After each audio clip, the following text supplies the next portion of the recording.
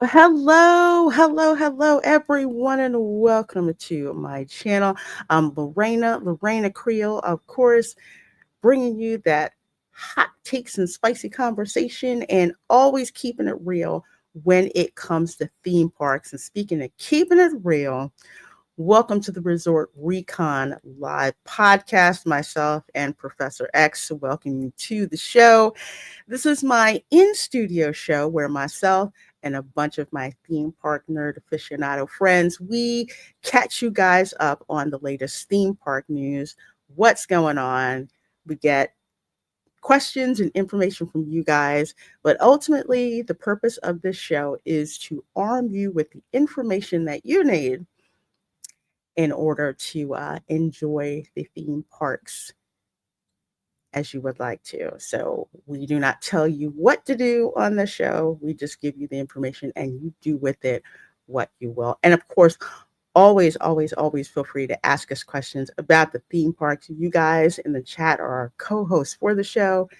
The show would not be as cool as it is without you guys. And speaking of cool, before I bring my panelist friends on, please do make sure that you hit that like button over on YouTube and hit that subscribe button on both my channel and also over on Tom's channel where that's being broadcast. And also heart and retweet the stream over there on X as well. Because hey, we want to share the love, share it with us, share it with everybody. So anyway, if you saw me during my last stream on Thursday, yeah, I had to crash out about Walmart Plus screwing up and losing half my darn order. Well, I did get a refund for all the stuff that was missing. Even with all of that, at least I got my Harry Potter butterbeer coffee mate. Yes, it does exist. I get it in zero sugar. They have the full sugar. I have not seen the cold foam yet. I'm on the lookout for the cold foam, but suffice it to say, this is the real freaking deal. The real deal. There is literally no difference that I can tell from tasting between the butterbeer they sell at Universal and the butterbeer that's in this coffee mate. So I highly suggest, this is just me. I'm not telling you what to do. I'm telling you what I did. I bought 3 of these suckers.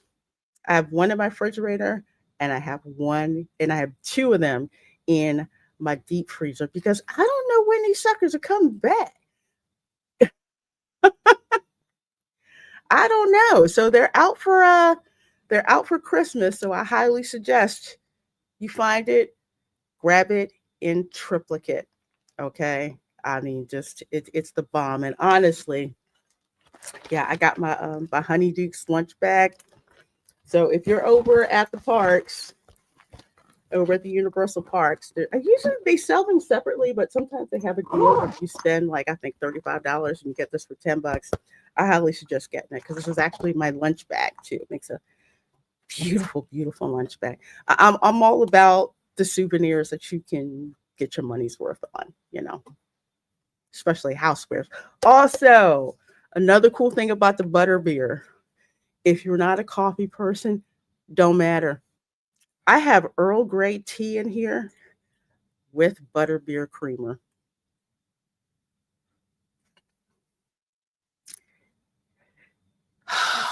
It's so darn good. It's so good. It's so good. Probably good with regular tea, but I use Earl Grey tea. That stuff makes it amazing. So I've been talking enough. Let me bring in Erica and let me bring in Tom. How y'all doing? Doing good. Doing good. I'm sorry. Sorry, not sorry. This butterbeer creamer is the truth. And I got to thank Tom for telling me it was at our Walmart first, so I knew who to stalk first. Yeah, I'm still waiting to find the cold foam because what I've been making at home, and I want to see if I got it close. Yeah, I haven't seen the cold yet neither. I've been stalking Walmart's website for the cold foam. Walmart, Publix, and Target. Target doesn't have it yet. Publix doesn't have it yet. Seems I don't know. I guess Walmart got the exclusive to have it drop, but yeah, no cold foam. So I'm kind of I'll find it. annoyed they I'll didn't find drop it. that yet. But But yeah, got pretty good. I got pretty good at making my own. yeah, Yeah. yeah. I know because you said that. You know. You still got to come over and try one of the ones. It's Hmm. made with rum. You'll like it. Oh, I like anything that's made with rum. Which reminds me, I need to make a trip to the liquor store because I have to get my three kinds of rum because there's the rum that goes in my sorrel drink because I hand these out as like Christmas gifts in my sorrel drink. Then there's the rum that goes in my lactose intolerant version of coquito. But no, Ooh, I love coquito. I do too, especially when I can drink it and it doesn't cause me gastric distress. Right? I'm like, why do I have to be lactose intolerant when it oh my gosh, it They smells have so not they have not brought any of that. Well, we've just now gotten the International Delights cold foam, some of the flavors, not all of them. hmm We've got a lot of the International Delights flavored creamers. We have some coffee mate, but in terms of like the Harry Potter one, I have not seen that one come out here. It probably won't make it out here. I hope it does because that is the thing to grab. Or it Oh, has and it's already gone. that could be That could it. be it. That could be a possibility. That could be it too. I feel bad for whatever whoever stock person has to restock that on the floor because you're getting stalked. I'm just saying. I'm just saying. That's how Harry Potter fans are. We have to have it. And here's the other thing: the stuff that they come out with are the things that Harry Potter fans want, and I think that's the that's the distinction that they have going on. So, folks, yeah, stock your stores. Start calling in those favors of those retail folks that you make sure to pay them extra attention. Ask them how their day's been going over the past like year or so. Yeah, we'll give you some intel. Hey Tina, good to see you. Good morning, all. Wanted to say hi as I'm multitasking. We'll be listening in the background. Hi, LaReina. Hi, Erica. Well, good to hear that, my dear. I've been ninja watching some other streams while I'm putting up my Christmas uh, decorations. I have one third. I had the front of my house decorated. Now I have to get to some lights on the patio, which are going to be insane, and get the Christmas tree up. But I have like garlands that I have to decorate. So I found out today I got to get a glue gun. I don't have a darn glue gun. Cannot believe that. Or my glue Really? gun is lost in the house somewhere. I think that's the latter is the case. I think I have it and it's Did I you lost keep ask somewhere your in the losing house. mine children? too. Hmm? Go ahead, Erica. Yeah. Oh, because I keep losing mine too. Okay. I've gone through two of them already. Okay. Yeah. Did It's you not ask just your me. children? No, no, she's not in the glue gun phase right now. Used to You never be. know what it could be used for, though. Oh heck, I don't know. I don't know. I don't even want to ask. No, I mean, Funny hey, story. It's I mean, probably for cosplay emergencies, I guess. I yeah. used it to glue fabric to the ceiling so it'd stay up so I could black out my Halloween area. And Christian comes around the corner and he's like, "Mom, what are you doing?" It works for stuff because I need it because I have the cheap garlands. In order to get them the way that I want, I need two of them. So I have to twist two of them together. So they have like the wire to do that. But for like all the Christmas ornaments, I got to use glue to put those things in position so they don't move. Because last year I tried hanging them like ornaments. Yeah, that didn't work. So I need glue. So I have to get glue to put the ornaments in, to put like the shells in because I do like a beach theme, so it's like the shells in, and then eventually I get like the little what is it? Like sand dollars, like replicated sand dollars, starfish, all of that stuff, and I got to glue it in there along with the pink flamingos and all of that. But yeah, I need a glue gun in order to make that stuff happen. Then there's ribbon in it too, but I got to put the ribbon in first. So there's a process that I learned how to do that. So, which reminds me, I got to go back to the darn craft store and get more ribbon and throw hands with old ladies in the aisle who are trying to grab everything and they're not letting you get, Oh, you know what I'm talking about, Erica, yeah. right? Oh, yeah. My mom's one of those. She loves her ribbon. Yep. Learn Serious stuff. something. I stay the hell out of those stores at this time of year. Usually I do, and I will have them pick the stuff up for me. There's like the Michaels that's near my house is convenient, but people pick over that like locusts. So I have to do a mobile order at the Michaels that is in Dr. Phillips, which you cannot find it unless you're looking for it. And that's probably why it always stays stocked. Yes.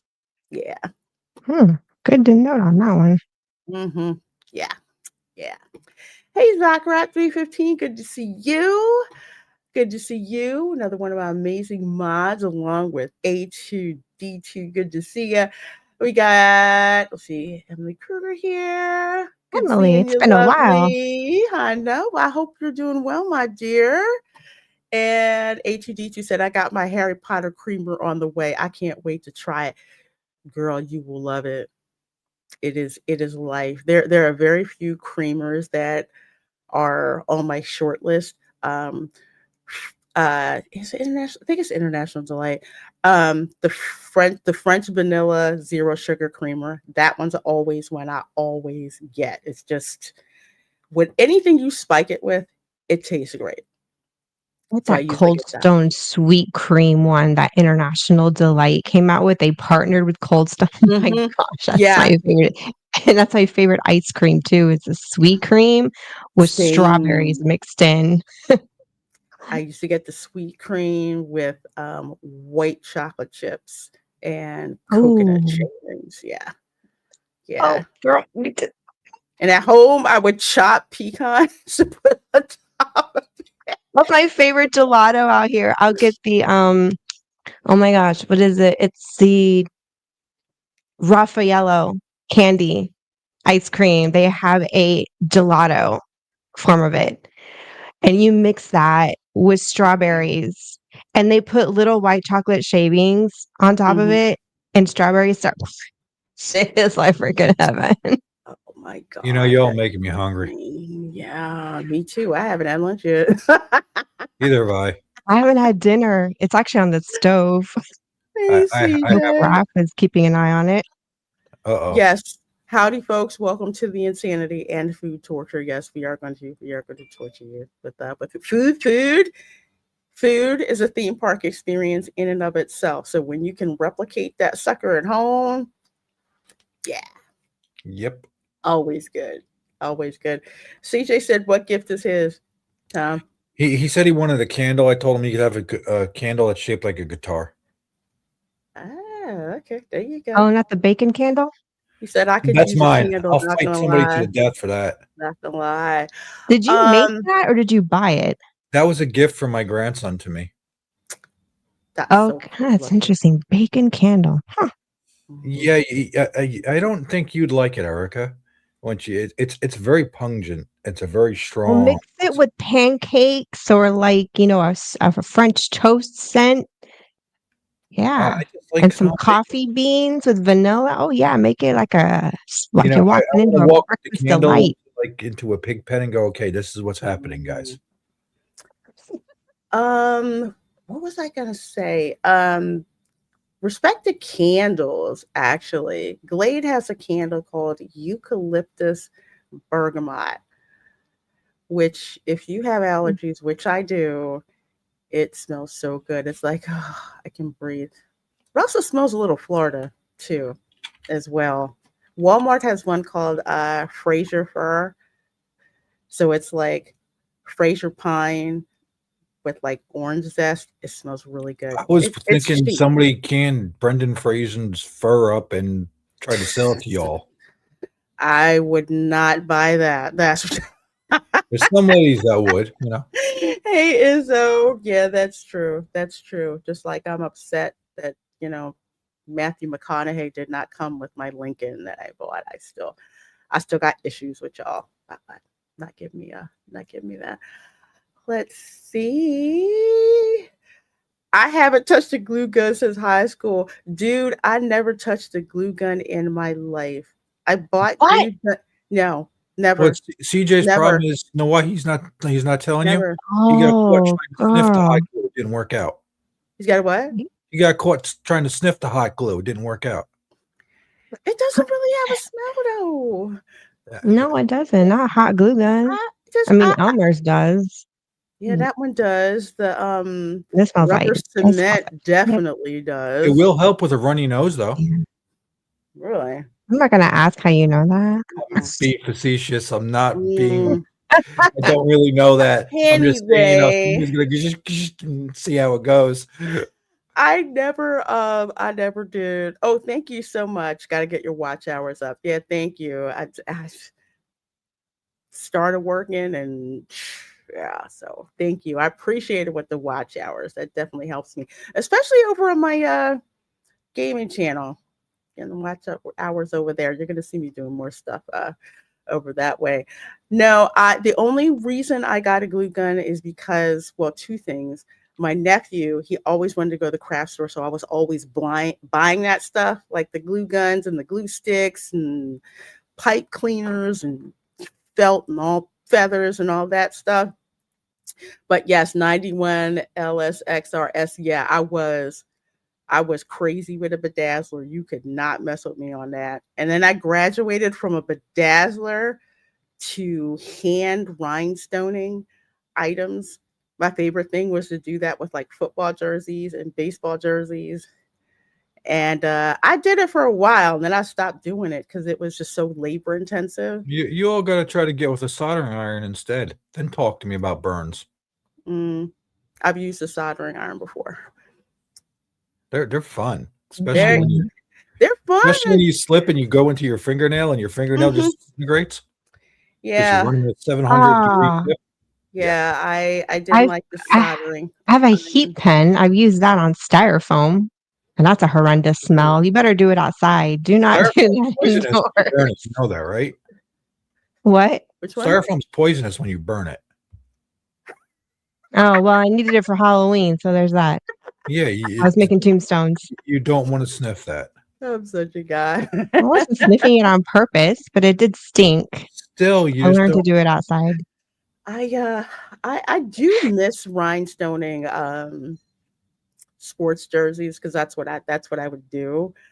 But it was literally so intensive, labor intensive. I started pricing my stuff that the price had to be high enough for me to go and do that. And someone asked me one year to rhinestone you'll like this, Tom, a Pittsburgh Steeler jersey. Not just any jersey, a Ben Roethlisberger In jersey rhinestones? in rhinestones. So Tell me it the was a chick numbers on wearing the it. front, on the sides, his name on the back, and the number on the back. And somebody was going to the Super Bowl and they said, "Can you do this for me?" I said, "Do you have $800?" They said, "Yes, I do." And they paid it. I'm like, dang, now I got to do this thing. It's always you undercut yourself. It's always $1,500. That's the limit most people balk at. I just gave away one of my secrets. Sorry, You y'all. did. You did. Although, to be fair, I had a bunch of leftover supplies anyway. So it's just like, you're going to have to pay me for that particular labor, which it paid off because apparently it did show up on the Jumbotron during the Super Bowl that year. And You could have had a side incidentally, business right there. I just didn't have time. I did not have the time. I did it and then I just kind of like stopped. I stopped. I kind of like scaled back because I it was getting to the point where either people were not going to get their stuff for like 6 weeks, or I would have to hire people to do it. And I was just like, nah, it wasn't fun anymore by that time. I had a So lady I ask me stopped. to try to bedazzle a computer that she wanted built, and I was like, Mm, mm, mm, I can't do mm. that. And she's like, well, No, why? I'm like, I can no. build you the computer. You could have somebody else bedazzle that case because I ain't gonna try to. There's no fuck part of my English. No, no freaking Uh, way. I didn't no, finish the no, word, Erica. I didn't no, finish the word. no. I have You were rhinestone like three strips. quarters of the way there. Yep, I caught the Hey, tongue. Nita. Good to see you, my dear. Good to see you. Glad to see you're here. Feel better, my dear. Please do feel better. Oh, Um, I'm only good with a glue gun if I need to glue my fingers together. I burnt myself with a stupid thing this Halloween season. And that It's hurt. Mama Lugo. Glue guns and ribbon Mom? cannot be without them. I have Mm, ribbon from last year. I've got 5 spools of ribbon already. Like all my supplies are over on the side. Yeah, I gotta get it. Well, I'm gonna try to find my glue gun. If not, then I'll have to buy another glue gun. But yeah, you're right. Glue guns and ribbons. I tell you. I tell you. Wired.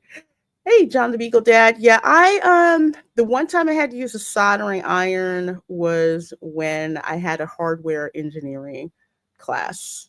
We had to put together, little circuits. All those things that are on a motherboard. Yeah, I know that's how to pretty do much that. essentially Yeah, what I try had to try do. soldering NOR gates, AND gates, all that other fun stuff on a Hmm. 7-layer board. Yeah, Yeah, so that much type fun. of thing. I literally I got PTSD when I first when I first got I love doing that. my motherboard.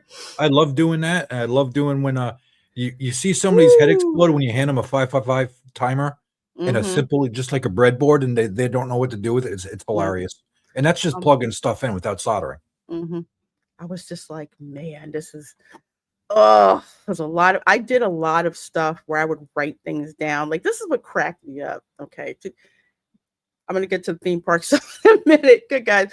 But I'll tell you this: if you're going to be a programmer, okay, um, most of the work is not sitting in front of the computer if you want to be smart about it.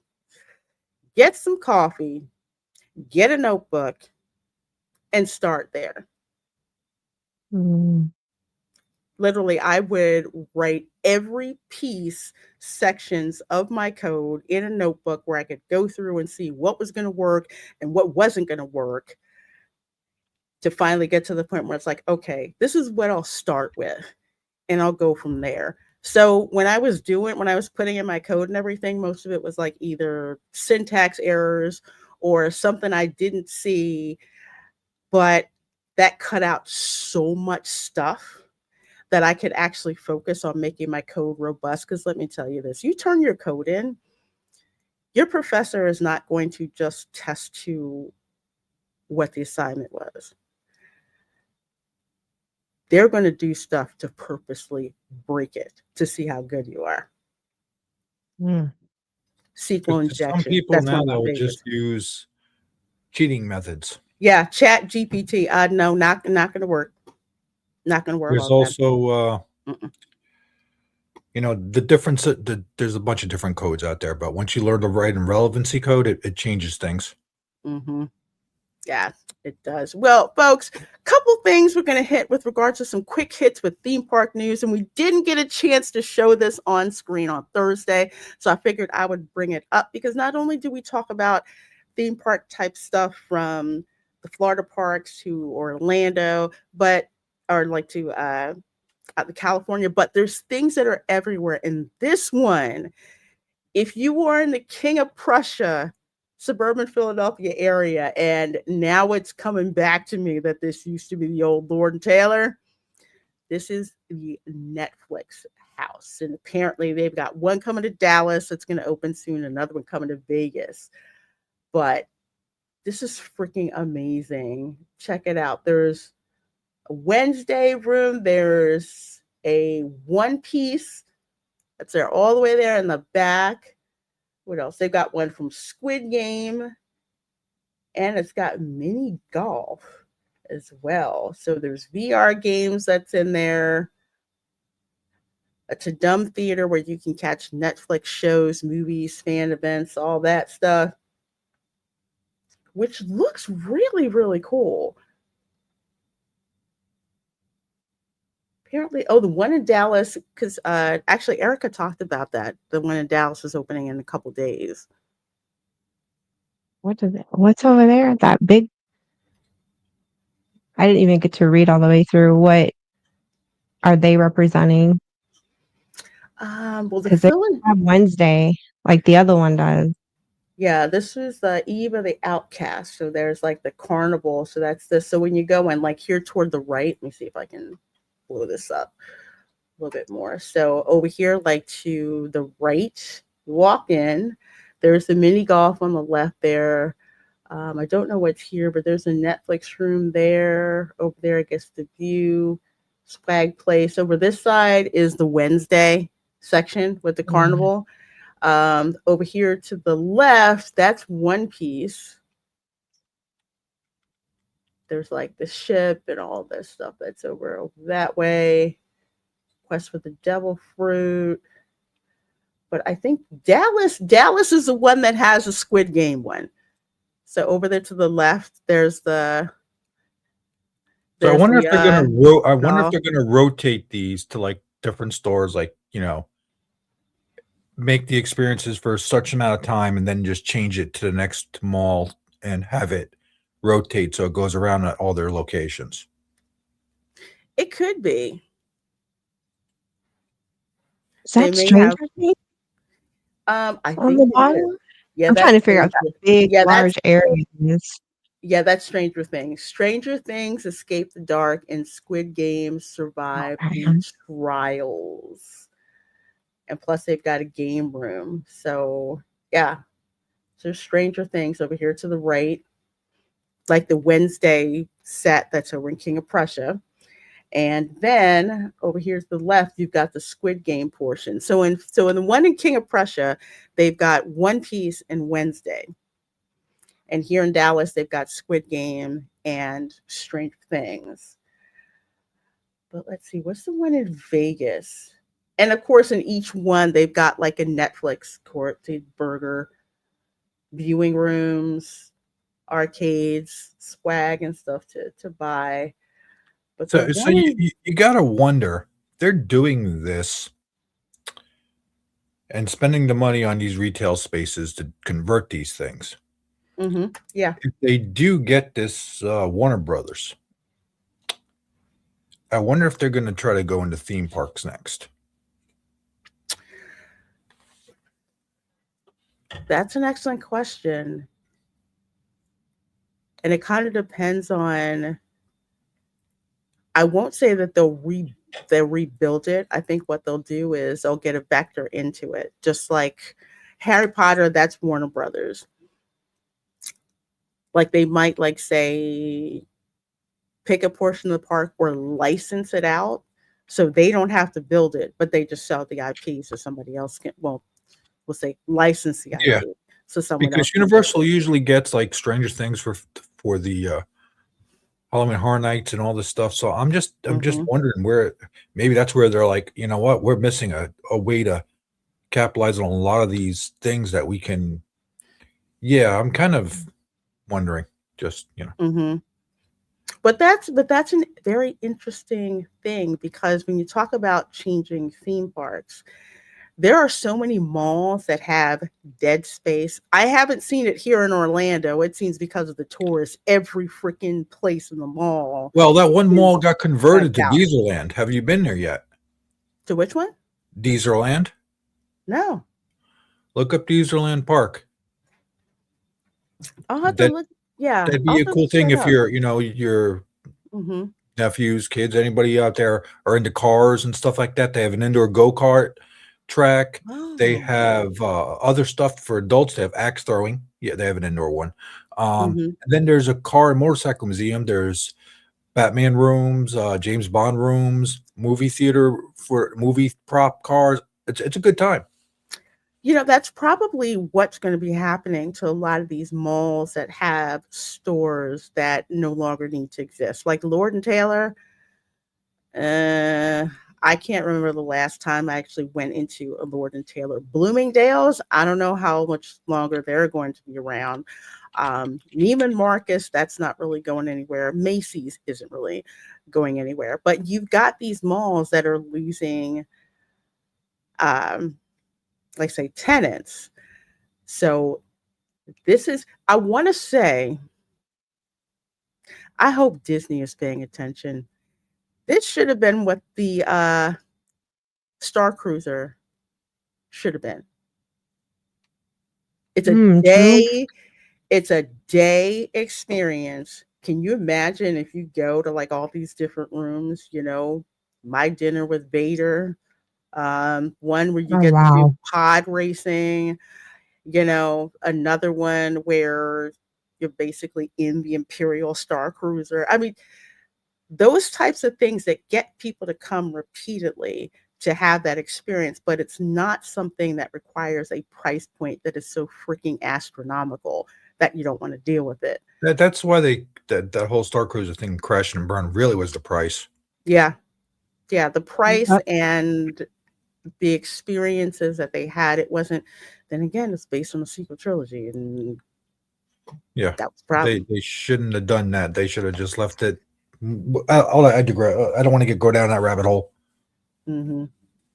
I do find it interesting that you know how Universal is having their Halloween Horror Nights experience. It's almost as though Netflix kind of paid attention there and came up with their own version of an experience using their IPs, or at least IPs that they Well, think about it. release. They had to work with Universal with give them the rights to stuff to get things for doing their Stranger Things and all that stuff. So Yeah. That's true. you Yeah. you're going to pay attention to this, and you're going to be like, well, hey, they're making this much in 1 month. Let's say a month and a half's time. Okay, because that's what it really runs, a month and a half. What if we did this 365 like they're doing out in Vegas, but we do this in smaller places to get some life into Right. these malls besides it? Because I'm pretty sure they probably Yep. got stocks in other stores that they want their other money coming in other Mhm. ways too. So Mhm. Another thing to bring up about King of Prussia, this is what makes it such a savvy investment, so to speak. One, it's not in the city of Philadelphia. Okay. Two, it's located in one of the wealthiest suburbs, if not the wealthiest suburb in Montgomery County, which is what's that? Upper Gwinnett? No, not Upper Gwinnett. Dang it. Dylan, you'll have to remind me. It's been I so forget. long since I've been back. I think it's oh my gosh. Either way, But it's an it, affluent area. yes, yes. Roll down the windows and smell the money. That is King of Wow. Prussia. The other thing is it's a tourist mall. So if you've ever been to Orlando and you've been to the Florida Mall, you notice how crazy busy that is because of the tourism and everything. That's what King of Mhm. Prussia is like, and they are owned by the same company, the Simon Group. Yeah, So don't get me started on Oh, they're owned by the same group. So do not be makes sense. surprised if they eventually build something like that in Orlando. They're not in a rush. They don't have to do it right now, but I'm just saying, pay attention to where Simon malls are in space that's not being used because this could potentially happen. Let's see who else we got in here real quick before we move on. Let's see, Todd Dylan, that's there. How you doing, Dylan? And yes, 91X. Yeah, that is a problem. But it's almost like all the other malls that are located on the periphery close to the city of Philadelphia. That's a constant issue.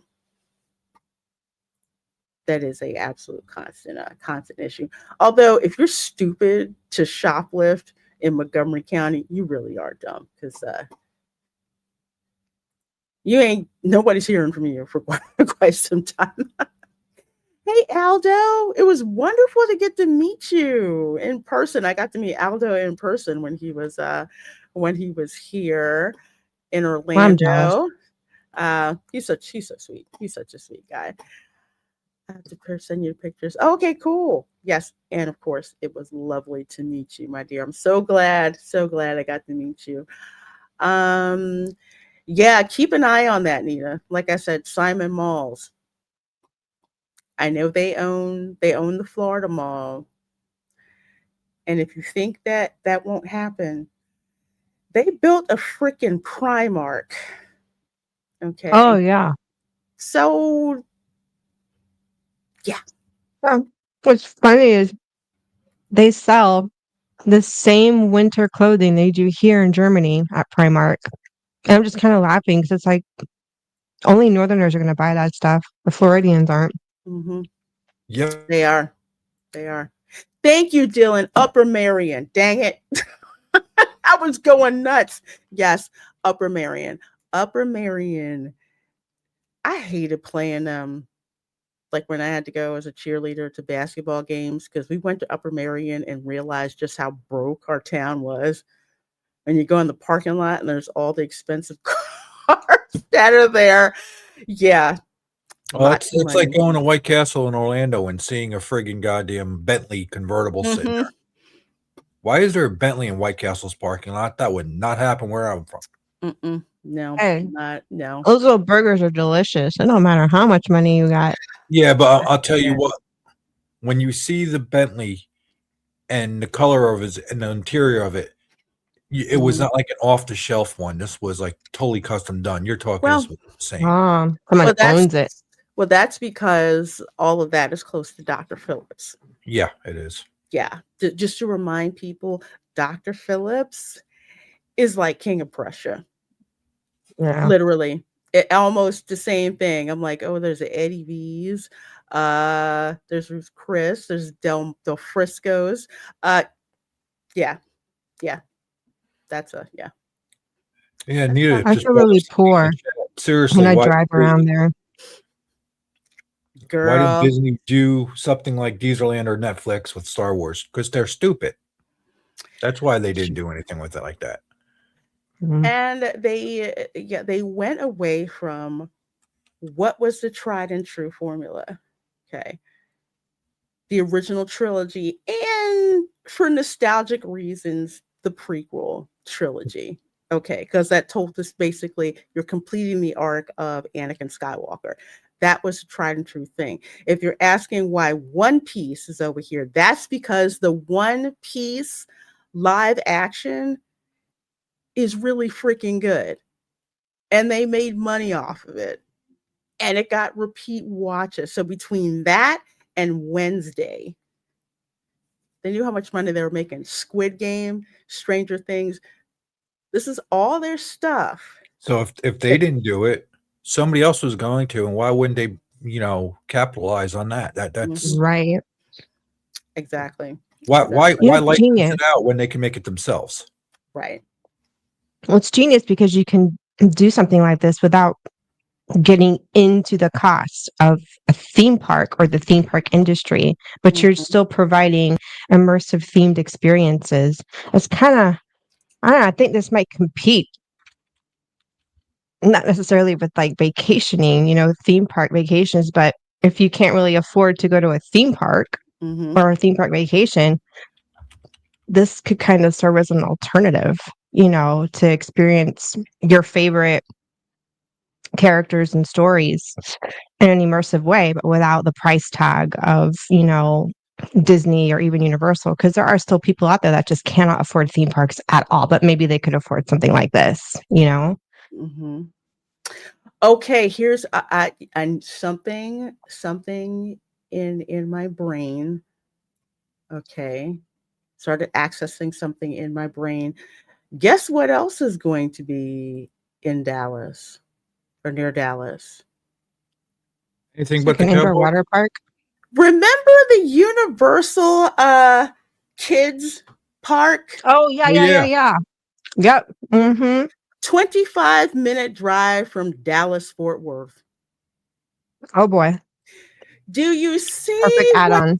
do Mhm. you see what's going on here? We can go to Dallas weekend trip with locals. Weekend trip. Guess what? You take the kids over there if you want, or if you've got the older kids, okay, we'll go to the Netflix experience that's opening up in like 5 days. All of that is it's freaking genius. It's absolutely freaking genius. Yes, RIP wallets. Yeah, I can see that. Especially Netflix has a way to showcase all the stuff that's coming and the sets that they're used to building and the swag and stuff. And who knows, they're probably going to be able to rent that thing out. Can you imagine having a one-piece birthday party? Oh, gosh. Not me. I would want a Wednesday party. A Wednesday party, and that is in oh my gosh, Lower Marion. They got the money to do that. I'm just saying. I'm just saying. Bye, Mama Lugo. Mhm. Love you. Good seeing you. Good seeing you. And Dadman is here as well. Howdy. Mouse Star Wars smells like the cheese turned green. Phew. I have a picture. I didn't have a chance to put it up, but when I was in Disney Springs, after I got to meet Aldo for a while, I went to go get some. Before I got to Gideon's, I went by the Star Wars trading post. And do you know what they had front and center for sale? I have to go back and get it. A What? Darth Vader baseball jersey. Oh, gosh. Huh. Darth Vader baseball jersey. Like you walked right That by stuff the is gonna entrance, sell more than the regular. That's it. I mean, the and it original does. trilogy outsells anything they did with Ray. And it does. Anytime that there is something there that is original trilogy, it does not stay there for long. People will stalk you if you have it in your basket. That's that's the open secret that's there at the Disney parks. It's anything if it's original trilogy, people trying to snap it up. They're absolutely trying to snap it up. But let's see. We're going to go from there. Last bit of Disney news and on a show. Bluey is coming to the Animal Kingdom next year Oh, yeah. I at heard about this. at Conservation Station. So coming from Scott Gooston over there on X, new Bluey is coming to Animal Kingdom next year. Beginning in the summer 2026, guests can take a fun excursion to Conservation Station and play and dance with Bluey and Bingo. Get the wiggles out with fun animal twists to some of your favorite games from Bluey episodes. Now, I have a few things to add, and then I'll turn it over for you guys to talk about. Conservation Station in its heyday, all right, was amazing to go to. There's a train that you get on, and all the seats face outward, not front, outward. So you can see like all the animals and everything as you're going to Conservation Station, which is really cool. And then at Conservation Station, if you got there early enough, you could see them doing surgery on the animals, like checkups on the animals, dental stuff on. It was really cool to see them, like caring for the animals and all of that. It was experience you didn't get anywhere else, with the purpose of, again, conservation, making sure that the animals were healthy, that they were thriving. You could ask, the cast members how they cared for the animals. And it was something that was really, really cool to go and do. But again, with the emphasis on conservation, which is the whole existence for the Animal Kingdom Park, that emphasis on conservation. So I get how popular Bluey is. And they should have done this in the first place and put Bluey over in the studios, but that's neither here nor there. You're going to shoehorn Bluey into conservation station for what? Just a meet and greet and a temporary draw to conservation. To me, unless they bring something in there that talks about conserving, animal wildlife in Australia or animals from Australia, Mm. this just seems like a temporary band-aid to get people there. No, no thoughts. Oh, I have a lot of thoughts. We talked about this on that Park Place on Wednesday. I have a question. Um, mhm. My question is, how long do they have the rights for? Oh, true. That's a good question. They've got them for a while because if I remember correctly, Bluey is coming to one of their cruise ships. Okay, the cruise ship is Mhm. one thing. I thought that was a different division. Um, the theme parks, I'm wondering if they don't have it for long, so they didn't actually create a land for it. No, I think this is just a knee-jerk reaction to Epic Universe, and it's another reaction that's kind of late in the game. They should have been thinking about this years ago But didn't when, they try to bring them in and they didn't have the rights right? oh yeah, Yeah, they didn't they do it right. yeah, they didn't have the legal stuff right. So that's what I'm wondering is how long they have this out for, because it's really not one of their IPs. They don't own it. No. So that means, do the people who create Bluey have more say on what they can do with these characters and what they can do there? That's what Mm. I'm wondering how they're going to present that from that, since they don't own it. They can't really Disneyfy it. No, because Yeah. BBC owns a license, if I remember correctly, even though the show is produced in Australia. Then again, Australia is a Commonwealth country. They Mm. all under the Queen. The BBC owns a license, just like the BBC owned the license for that godforsaken reboot of Doctor Who on Disney Plus. Mm. Yeah, Yeah. yeah. Bluey right now is more popular on Disney Plus than anything because I don't know if some of y'all have ever seen the episodes of Bluey, but that's some good TV right there. No matter Yeah. what age you are, whether you're a kid, I a haven't watched it. teenager, a parent, or a grandparent, Yeah. Bluey is a good It, time. mhm. My It attention span harkens, for kids shows goes like this, and that's it. See you. it Not this harkens one. back to like shows in the 80s and 90s where it was very simple, simplistic family value messaging for Ah, toddlers, and kindergartners. So, um, if you have kids, yeah, you would easily watch it with your kids because, like, Bear in the Big Blue House was a big thing when my older son was growing Yeah, up.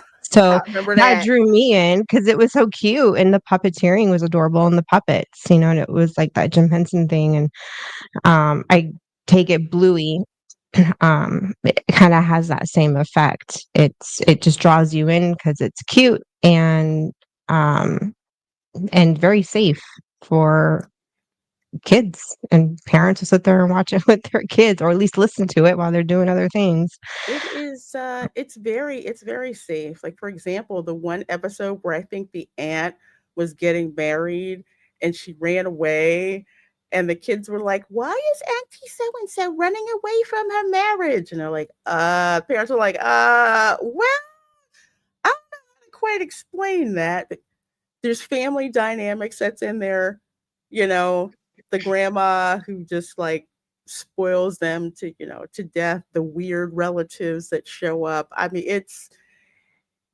safe to watch and there's some funny ass stuff that's in there. Like the one where the dad, I think I forget, was it was it called beeper? I don't know, but anytime that the kids made a certain sound, the dad had to dance. Like that was like the pack that they made. And literally, while the dad was in the middle of the street, crossing the street, they did that. And he was like, "Okay, I'm doing this for my kids," and it's so cute. they did it anyway. But yeah, it is fun. And Dylan's right, fun for kids, but featuring jokes for older people. Yes. Remember how in the Muppets where they would do jokes that went way over our heads as kids, but as adults we're Mhm. just But like, parents oh caught it. dang, I can't believe I got away with that. Yeah. Yes, Dylan, thank you. Dance mode. Yeah.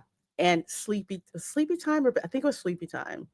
I think so. That was probably my favorite one. Kids don't want to go to bed, but they have their dreams and everything. Either way, either way, Bluey is a huge property, extremely, extremely huge property. And again, if they took Bluey off of Disney Plus, I know, yeah. Disney Plus would tank miserably even more than it already is. That's the hmm main thing that's keeping Disney Plus even on.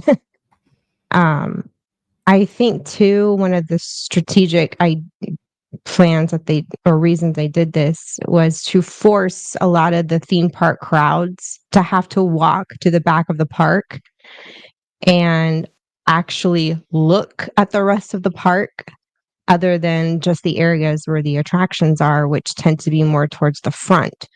So it's like Disney's kind of manipulating the crowds to get them to get to more to the back to enjoy the entire uh, landscape of the park. Um, and I I don't know oh what sorry, Erica. someone I brought didn't up. mean to. Someone brought up a good point on our panel on Wednesday on the crowd possibly being really big for this and how that could create a lot of congestion and bottlenecking for that train that takes you back to that area.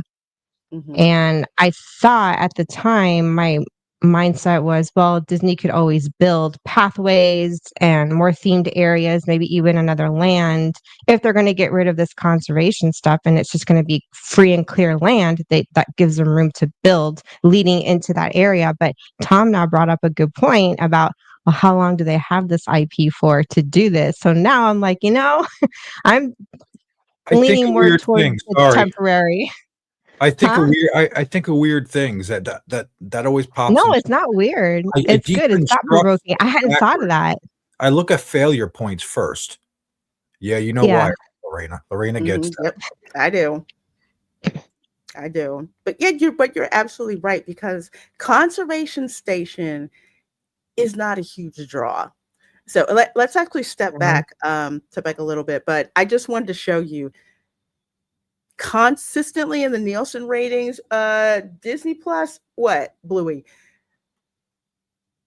always in the top 10, literally every single week. They come out with the Nielsen ratings for Yeah. streaming. And how many shows does Netflix have up there? Mm, Four,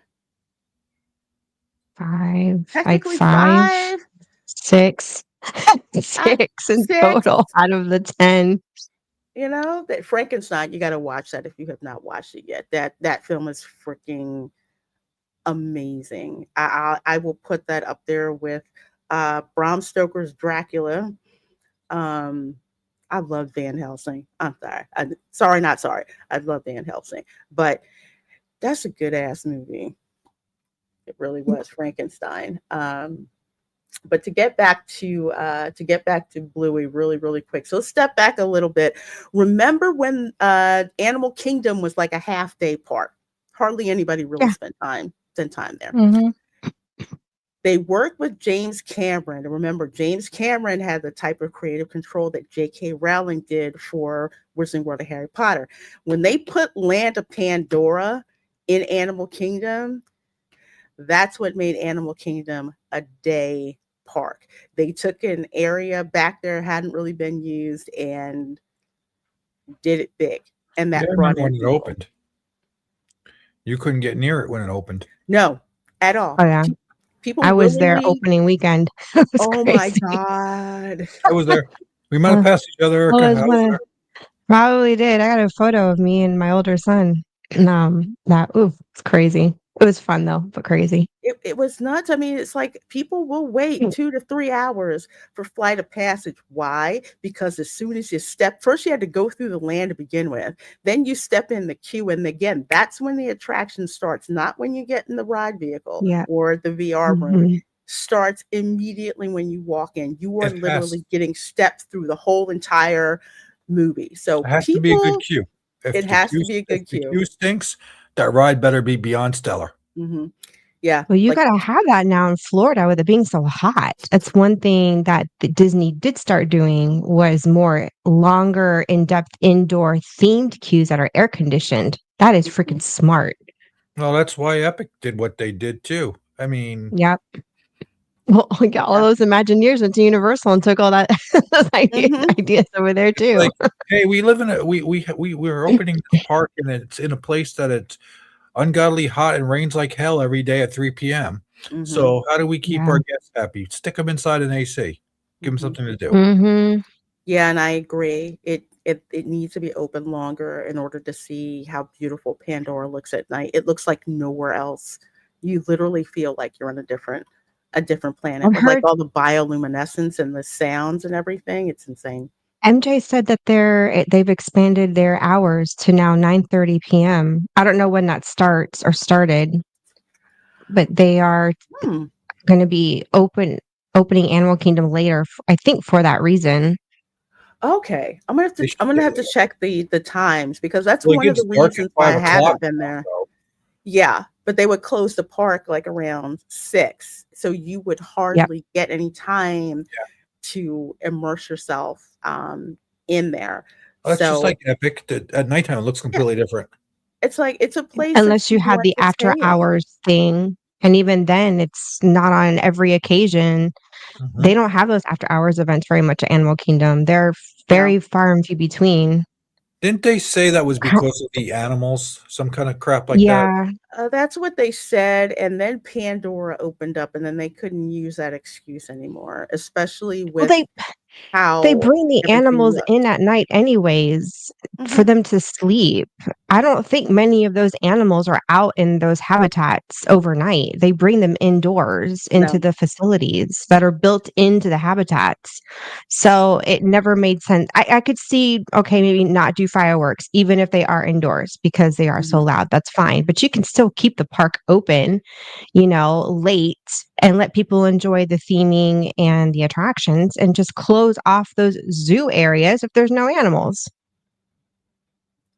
Yeah, the other thing is it's not all the animals are outside. And I didn't Yep. here's how I learned this when I stayed at the Animal Kingdom Lodge, because at night you could actually go out and they would give you night vision goggles so you could see like the animals that were out at night. Even at night, because I was on the savannah, some of them, they're out there, they find their little space that they want to sleep. So there's like a place where they can go to like eat and stuff, because each animal has a different kind of sound. Like all of a sudden the animals will be there, then they'll turn around and start leaving. It's like, where's everybody going? They know the sound that says dinner, so they'll leave the savannah and go and eat, and come back. But once they put Pandora out there with how it looks like at night, it looks great during the day too. They unlike Yeah. Tiana's Bayou freaking Adventure, Pandora looks Berkeley as Mountain. good at during the day. It actually looks better at night, but you can experience it well both day and night. But night is just the preferred one, just because of how it looks. So yeah, Bluey coming next year to Conservation Station. That's gonna be interesting because Conservation Station has this little. Is it right off of Kilimanjaro Safaris? But yeah, there's this long pathway you have to go up. It's been a long time since I've been there, so Yeah, I haven't been to Conservation Station since they stopped doing conservation station type of things.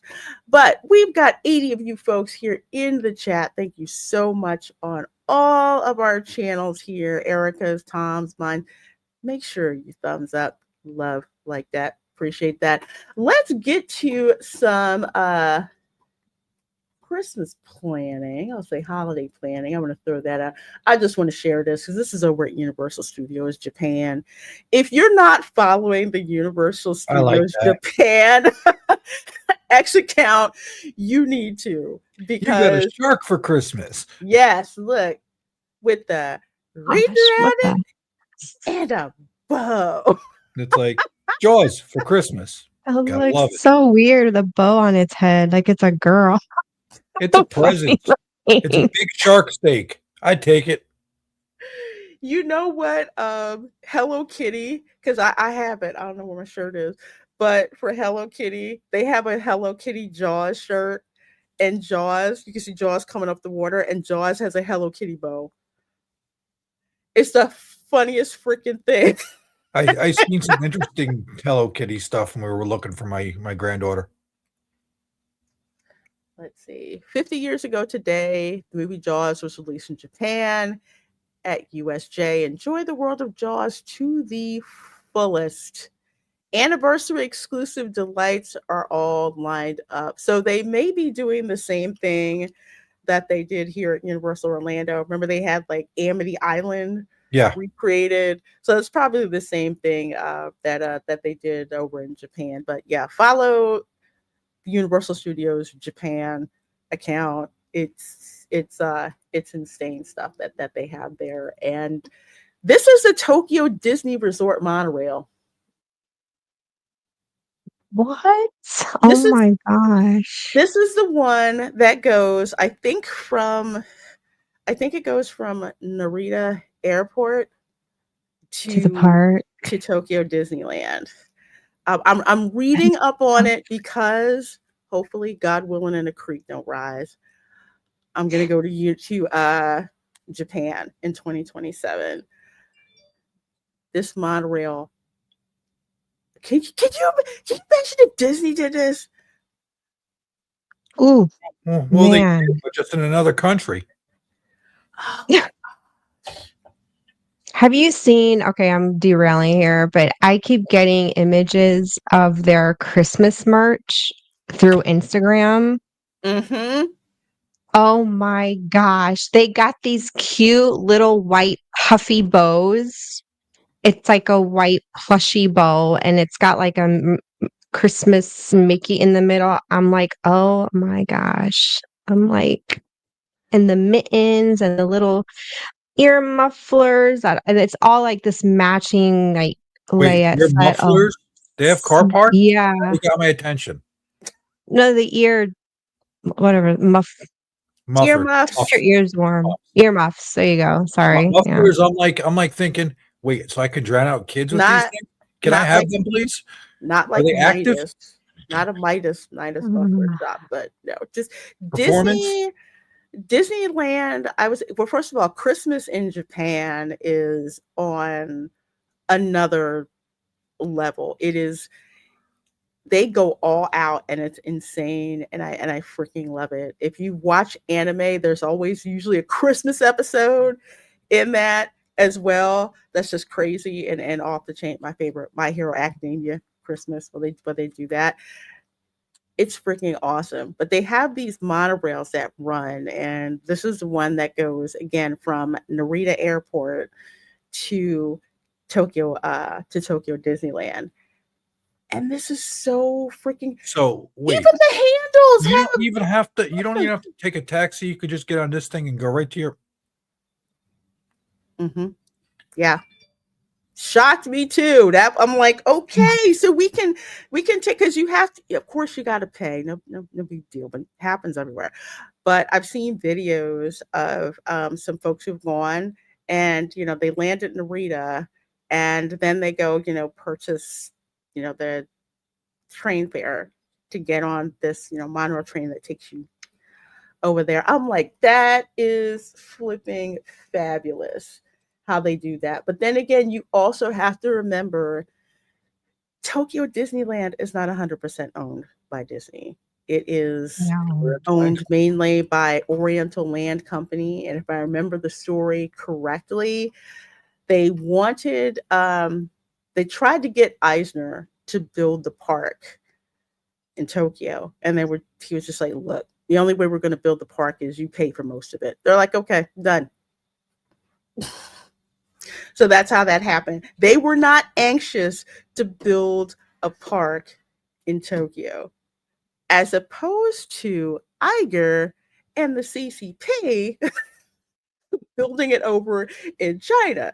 That was, they were fawning all over the place to go build it there. But this, in Japan, Iger's like, yeah, nah. We'll lend you our Imagineers, just like they're lending Imagineers to the Disney park that's going to be over in the Middle East. Same deal. But just look at this. Reminds me of '90s Disney, '90s 2000s Eisner Mhm. era Disney with They've got just Mickeys that look like gnomes. They got the gnome hats, which is a big thing in Europe. I'm hmm surprised they have that in Japan, but somehow that's caught on, so they married the two together. Like, it sounds weird when you say, but when you look at the actual little plushies, they're freaking cute. you know what, I will admit, I have to do the I love gnomes. I love garden gnomes. Okay, it's probably German heritage. But then again, if you live in Philadelphia, again, it's like the German part that you get the gnomes. I have to have Christmas gnomes. I have to have Christmas gnomes. I have to have beach Santa, Black Santa, beach Santa, You got Christmas Beach Santa. gnomes. I do. I do. But you Wonder know where the what? hell that came from. I believe it came from an elf named Linda. Yeah.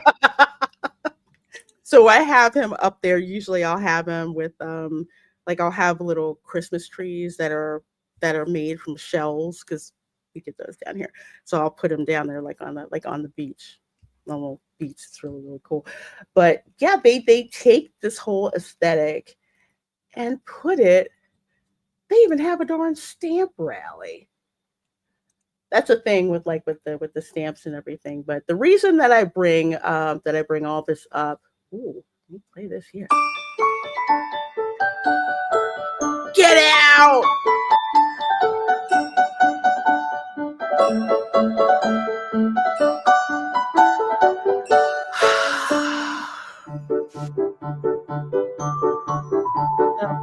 Gosh. Get your stamps! Oh my gosh. So whimsy. It's one thing Disney in the States has Ah, gotten away from is making their characters feel whimsical like that. absolutely. It was just fun. Christmas spirit. The fact that they use joy to the world. And it was Okay. clean. Yeah. Oh Oh, yeah. yeah. Everything's Mhm. there. Yeah, they're really particular about that in Japan, Mhm. being clean and everything in it. Mhm. Yeah. I mean, I love the ones that. First of all, can I we never just noticed the monorails having Mickey-shaped windows look at before. that's what Yeah. got my Mhm. attention. And they Now don't. it is part of their public transportation. It's not like at Disney World where it's an attraction and in Disneyland. This is like public, like from the airport to, and you have to pay for it. It's not included in like your Disney resort, like vacation package or anything. It is a completely separate purchase, but worth it if you want to start your vacation, you know. Oh my I gosh, mean, that isn't it? I wonder if their monorails catch on fire. Or smell like Probably not. Baby or puke smell and I dog. like mean, pee in the summer. That pee smell. It looks like it's mm, something they actually keep up maintenance on it. The show. Oh my I gosh, mean, is the that like hand grabs. The what is hand that? grabs have Mickey hats on them. Yeah, and I know. look at the pattern on the seats. That would last all of 5 seconds in Orlando. It looks like That's plush. very 90s. The Yeah, seats look very Disney, like 90s Disney. Oh, goodness. which is probably on purpose because that's exactly the time period Yeah. where Aisha basically said, "Yeah, we'll lend you our Imagineers, but you gotta do most of the stuff for the park." I think whoever they have doing their stuff now, they kept that alive, that type of thing, saying, "Hey, this is what we Yeah. got. This is how we keep this going," and it's smart. And it's also what a lot of people, a lot of folks like myself who are in this theme park game are like, if we want to see Walt's original vision of Walt Disney World, we've got to go to Japan. Literally. Yeah. That's how they've You know, that's they saved the it. Japanese keep kids in mind when they're developing and designing this stuff and conceptualizing. It's they don't shy away from what Mhm. kids would like. And if kids love it, parents are going to naturally love it too. But they seem to have their priorities in check. Yeah, it's just it's absolutely amazing. And folks, if you think this is a one-off, one of the things on my bucket list when I visit Japan is I have to ride the Hello Kitty Shinkansen. Yeah, I have CJ to blame Mm. for turning me on to that because he sent me a video of it and my jaw just dropped. Hello Kitty, especially for those of us who grew up with Hello Kitty, Yep. doesn't matter how old Mhm. you are, Hello Kitty merch, we gotta have it. We have totally got to have You'll it. find characters under that genre of Hello Kitty in Japan that you won't see here in the States. Hmm. I plead the fifth. Smart move. Well, let's see. Izzo's places. I'm a few minutes behind, but I highly recommend Disney and Universal Japan. I went last April. The parks are better than any of my memories of the Orlando parks in the 80s.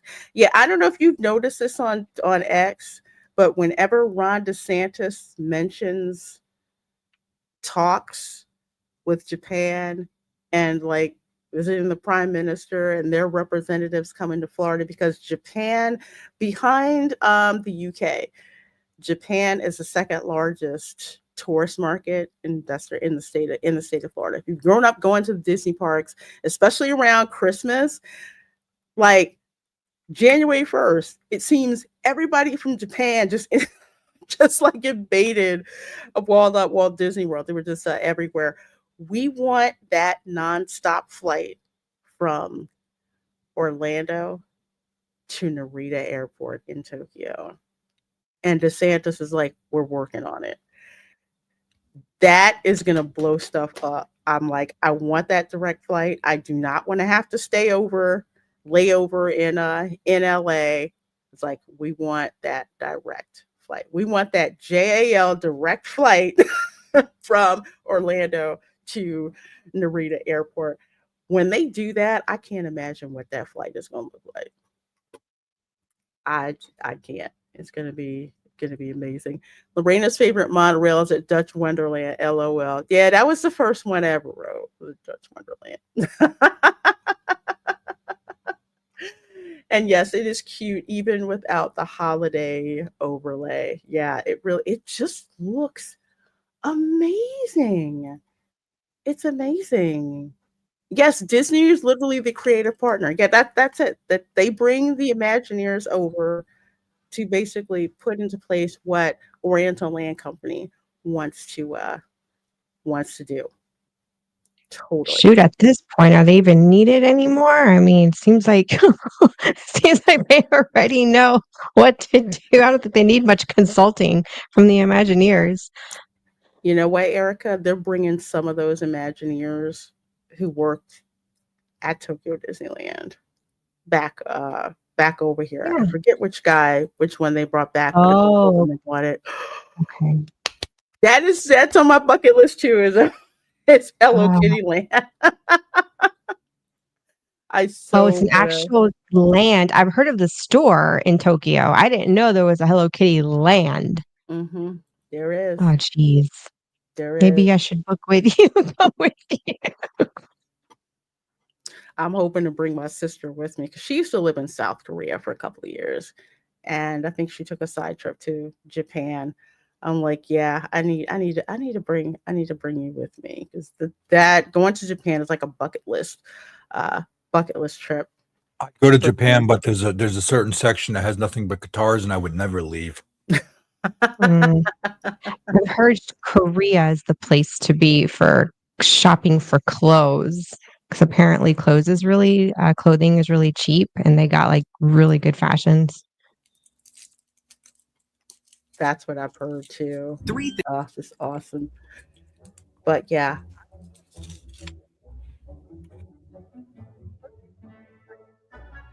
see folks in here. We're going to be talking about this is the perfect music. So they're putting up the Christmas tree. They do this overnight.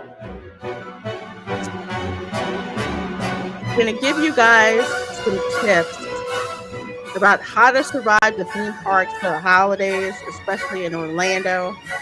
Um, your girl used to do this on a regular because we didn't go in the summer. So once I had enough money where I did not have to go to Disney in the summer, we just went for Christmas,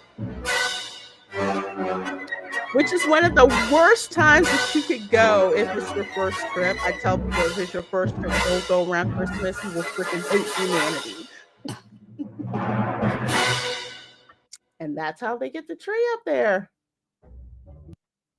which is really cool how they do it. But we'll hop back over here. I'm gonna run this. I'll be able to skip through, but this is the video that I did live stream that I did last year. So this is back when the Grand Floridian looked like it should be for Christmas, as opposed to Mhm. what they've done to it now. So what one thing you definitely have to do, where's the fireworks part? Did I miss it? Did I miss it? No, I walked out to the well, I'll let that play because you kind of need to see this part. You definitely need a plan. Number one, if you are going to the Disney parks or even Universal, first of all, if you're even setting foot inside the Orlando bubble, you need a plan because pretty much everybody, whether you're in the state, whether you're in the United States, or whether you're coming in from the UK, Japan, or South Korea, I'll include Canada in there too. Yeah, especially Canada. Okay. So many freaking people invade the state. You have a lot of people in the state. So you need to make sure that you have a plan of exactly where you want to go, where you want to be, how you're going to get there, and what it is that you plan to do. And when it comes to what it is that you plan to do, I suggest cutting that sucker in half because you're not going to get to do everything, especially when it comes to Walt Disney World. I mean, the same will still apply for Universal. Let's put it this way: if your plan is good for Disney World, it'll apply to Universal. Yeah. See, this is the other thing. Fireworks. You don't have to see the And he just fireworks. plopped that Yes, chair he right in did, front of you. and they do it every And it's like, I want to put my Grand Floridian chair there. I don't care if you're sitting there with your camera. I don't care. No, no. This part is where this is outside of Gasparilla, and the I reason why I yeah, bring this up is because you do not have to watch the fireworks from the mosh pit inside the park. You guys have heard me say this repeatedly, especially when it comes to Christmas. There are too many freaking people, especially that week of Christmas, that are we've crammed done into it. the It's yeah. insane. It's That night and 4th of July used to be insane. nuts. Absolutely nuts. So this is I say watch the fireworks from one of the monorail resorts. So this is at the Grand Floridian in front of the Gasparilla Grill and Games. So what a lot of people like to do, including myself, you go get your food inside, you claim one of the tables outside, or like this dude, just grab a chair and drag it over. See, I would have got up and sat in it. Well, I was streaming one, of course, but I'm showing you I would have been what's that guy. real. Just thanks for giving me the You chair, would have buddy. you would have been that guy. We know you, Tom. You would have been that guy. But with this one, you can see the castle. It's fine, lit up, all of that. Um, you can just go over here. and just chill. But you see all the people, they're already getting ready to watch it. And there's plenty of space where you can sit down and watch that. So I highly suggest not watching the fireworks inside the Magic Kingdom unless you plan to stay there for a whole hour and a half before leaving the park. Because the line for the monorail is freaking insane. The resort monorail is a little better, but still, the any transportation trying to get out jacked up for at least 2 hours. Oh yeah. You're not you're not getting out. You're not getting out. You're So not getting out. tell me, we go inside next, don't we? When you were walking around, if I remember Let's correctly. see. I think with this one, oh, see, there's the deer outside. I think I went to the fireworks. Did I go? Yeah, yeah, yeah, yeah. Okay, so another place to watch the fireworks is if you go to the boat dock. This is where if you're taking the boat, that's another secret too. You can just take the water transportation from the Magic Kingdom to the resort. So especially to the Grand Floridian and the Polynesian. So this is the boat dock at the Grand Floridian, like literally right around the corner from Narcoossee's, which of course inside now looks like a red lobster. That is not a good thing. Oh, Yeah, they girl. haven't seen the inside of it since it's reopened. I've never eaten there either, so there's that. I've been that was one of my family favorite restaurants to go to because you get to sit down and you can go out like on the deck and see the fireworks. Mhm. So it's very popular to book that or Ohana or I guess well, they put it behind a price wall up at California Grill to see the fireworks Yeah. while you're dining. And it had this old Florida feel. That looks like a red lobster on the inside. So I haven't really been there since then. But you can go out here on the dock and watch the fireworks as well, which is really nice. There's nobody in front of you for the most part. You can Do watch they all. pipe the music in? Yes, yes, they do. I'm glad That's you what's brought nice. that up. I'm glad you brought that up. They pipe the music in here, the beach at the Polynesian, also the observation deck out at the Contemporary as well. They pipe it in there. If you are in the restaurants like Narcoossee's, if you're in Narcoossee's, they pipe in the music there. If you are in Ohana, they pipe the music in there as well. And the California Grill. So the Mhm. only thing you're really not seeing from this position is the projections on the castle. That's about it. That is Yeah. correct. I Whoopie do. think the I think the only place you can see the projections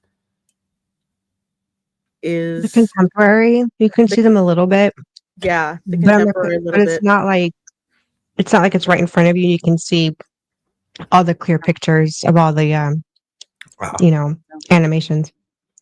Because how it was is it was never well, all of it was put together with projections not even being in mind. Projections were just like this cheap thing that they decided to put up there instead of using the dream lights. Now, when they had the dream lights on, you could see that no Mhm. matter no matter where you were. So these are the happily ever after fireworks, which are nothing like the Halloween fireworks, Mhm. nothing like the fantasy in the sky fireworks at all. But they're still nice to see. So that's a place where you can go and see them. Those places to watch will be quite crowded. So over there, you see the Contemporary.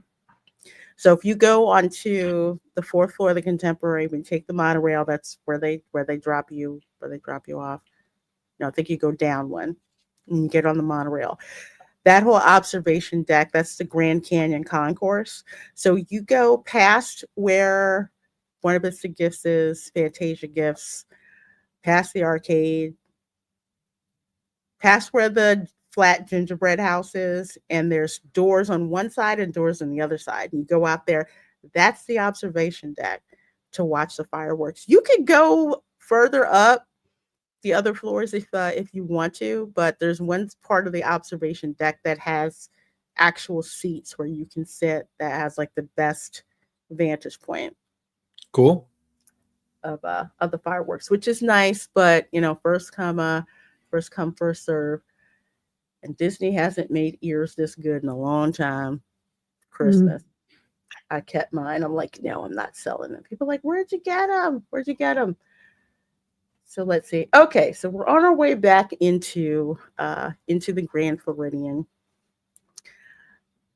Again, the Grand Floridian at Christmas used to be a much do every year. But even if you're at, regardless of where you are in the Walt Disney World Resort, the resorts are, I want to say, Christmas displays in and of themselves. Like you go to the beach club, you can see, oh my gosh, you can see the carousel gingerbread house that like rotates, which is really awesome. You can go there. You can go to the boardwalk where they have kind of like these mini.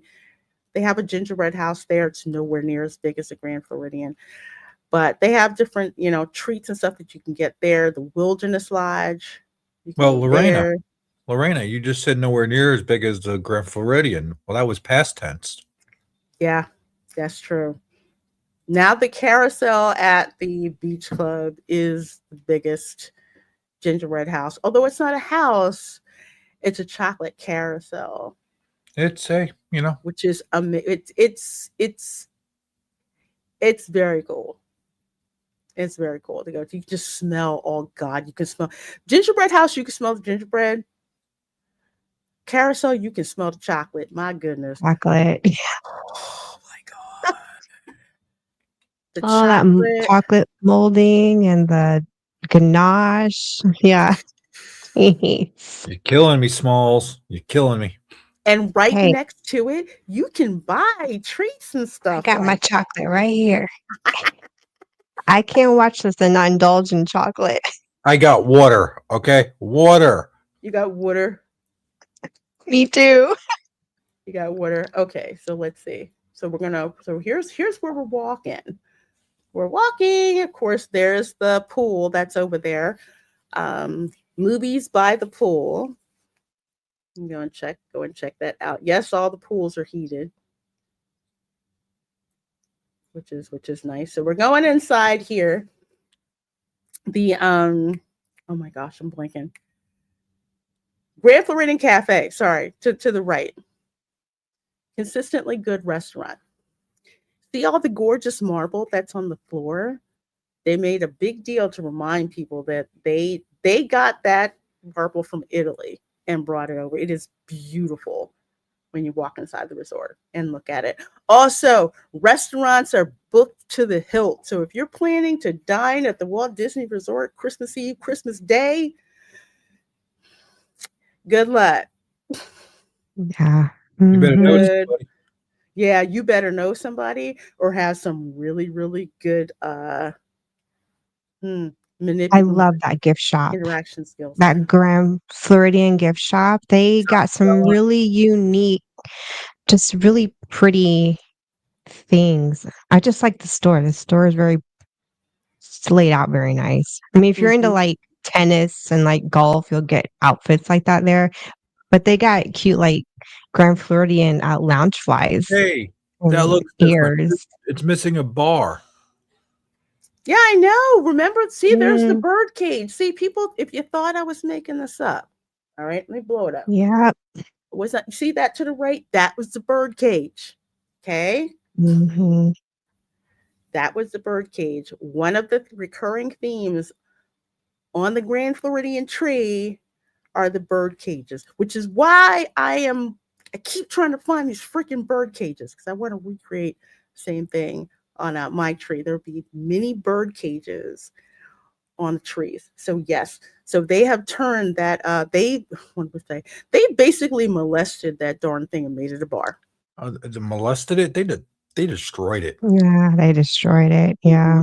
Floor. Look at the But rug. Look at everything. It's just that looks so classy there, and That it looks like a friggin' jumbled mess now. it's there's very loud and busy. the Yes. new carpet. The It new kind of makes carpet me compared dizzy. to the skies, the spills and puke. I mean, the Grand Mm. Floridian is always busy at Christmas, but a good busy. Do you know what I mean? Like it was so much activity and just first of all, the smell of the gingerbread house. I cannot emphasize to you the experience of being there and there's this big ass gingerbread house that you can smell before you see it. They have that scent at the Magic Candle Company, and it smells really good, by the way, because I bought it last year, and it was one of my favorite scents that You I know, got. when we were there last, I don't recall if they had any scent going on. I wonder if they're doing that at all. They did last year it was not as strong. And I think I brought that up. I said Yeah, but it's I not mean, now that the strong bar's there, what are they doing? this year. Yeah, I mean, we More than haven't likely been there Mm. since they put the more than tree up. likely nothing. More than Uh, likely So nothing you walk by and it smells like wine and liquor? in they didn't puke. smell. It's just there was not a memorable smell this time when we were last. The No, tree wasn't up yet, so it didn't even have like a pine scent or anything like that. no. And Mm. usually when you walk in, you'll smell that like pine scent to begin with, and then you'll smell the gingerbread. Wait, did I go the back way? I always go the back way. Okay. There's a way to get to the second floor without having to go through a whole bunch of people. You have to go. I keep calling the back way. That's where the lace is. That's where you go to the second floor bathroom. So here's another thing. The second floor bathrooms are way cleaner and less busy than the other ones. So that's over there where Victoria and Alberts is, Mm. Mhm. along with Narcoossee. So yeah, if you're looking for a bathroom that's not overrun with people because it's on the first floor. You can go on the second floor. Hmm. But that's where Good the to know. band this is where the band used to be. Remember remember the band? I miss Okay. that band. It was so soothing to hear them play So that whole area, that's a perfect picture. The whole area now is just a bar. hmm and Like a piano. they took out they took this out, didn't they? Yeah, they did. Well, That's they part of had the wall. to. Yeah, Yeah. they Yeah. the whole thing is gone. It's you should snip that. We should compare it to the picture we took with the bar and stuff. hmm It's now, I think Dan said there's like what, only maybe 5 feet of clearance now between where the bar chairs are I mean, you have and the people sitting tree. there to get their picture. You know, And that's it's where like the piano was. so. Look at a rug difference. My God. It's because it does not clash with the light, because this is supposed to be old Florida. So it's light, airy. You have whatever rugs that you have in there. It's always very, very light colors. Isn't it And supposed to reflect like the Florida, like Gilded Age of yes, Florida? yes, exactly. When Exactly we're that. getting into like the Flagler era, like is it Henry Henry Flagler? Is that his Flagler. name? Yep, Then Henry there no, Flagler.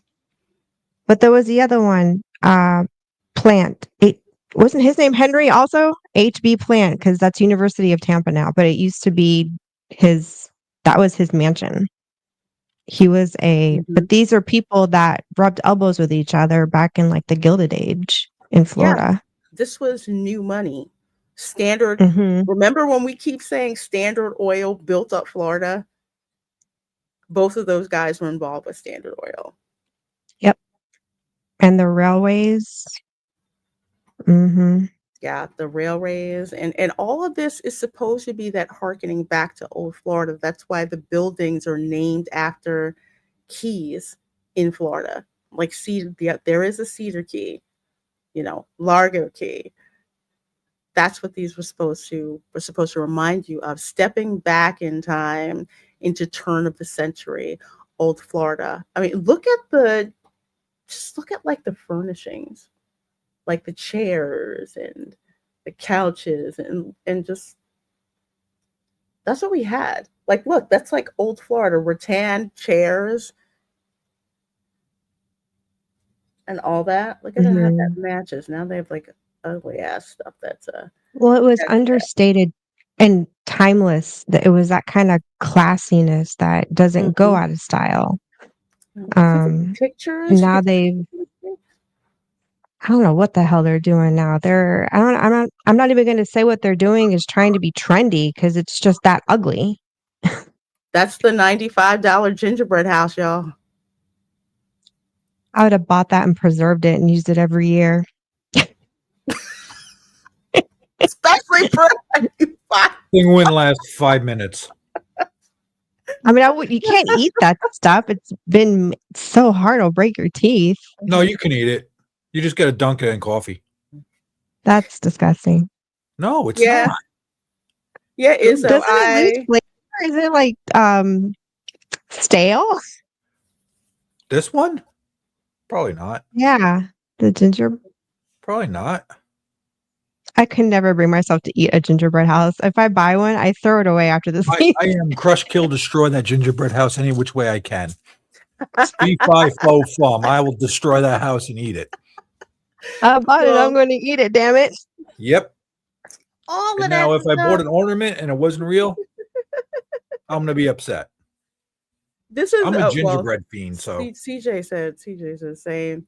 Um, Izzo, you know what? That's a good point. The Caribbean beach resort is it's probably the next best thing to kind of replicating the Grand Floridian a little bit. I avoided the Caribbean beach resort because I'm like it looks like Florida. I'm like it looks like Yeah. the condos around here, but for people who haven't, one, it is literally the nexus of the transportation for the Skyliner. It is more affordable, definitely. It is more affordable. Although for me, it's the Caribbean beach resort for how much they do charge, which it is cheaper. I'm just like, I could stay at Art of Animation and have extra money left over, but buy a it's just a gingerbread house preference. Hmm? to Oh, buy I'm that the gingerbread house. opposite. Which one? I said so you could buy the gingerbread house with that extra money. Yeah, pretty much. But it all boils down to pretty much what amenities you want for your family. I recommend the Caribbean beach resort. It all depends on what your budget is. You can definitely get your Yeah. money's worth. The Caribbean beach resort, it's beautiful. There's all these amenities there, especially the bikes that you can get, like the tandem bikes and everything, and ride around. It's very, very spread out, and it's beautiful. It's beautiful. I It love the really, beach club. really is. So far, but we've only stayed at 2 deluxe resorts our entire lives. We did contemporary for Christian's graduation, and it was probably a one and done. Um, and then we did beach club years ago for our second honeymoon, and yeah, beach club well, this was back in like 2011, so different vibe back then, but it was really nice. I loved the beach club. That is one of my favorite resorts to crash. It's a beach club. I'm not Yeah. kidding.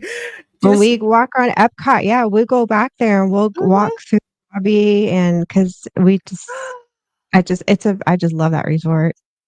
I haven't stayed at you think, okay, because you're there more than I am. Mhm. Grand Floridian, is it as loud as the Contemporary? It is louder than the contemporary Oh, really? because of the amount of people.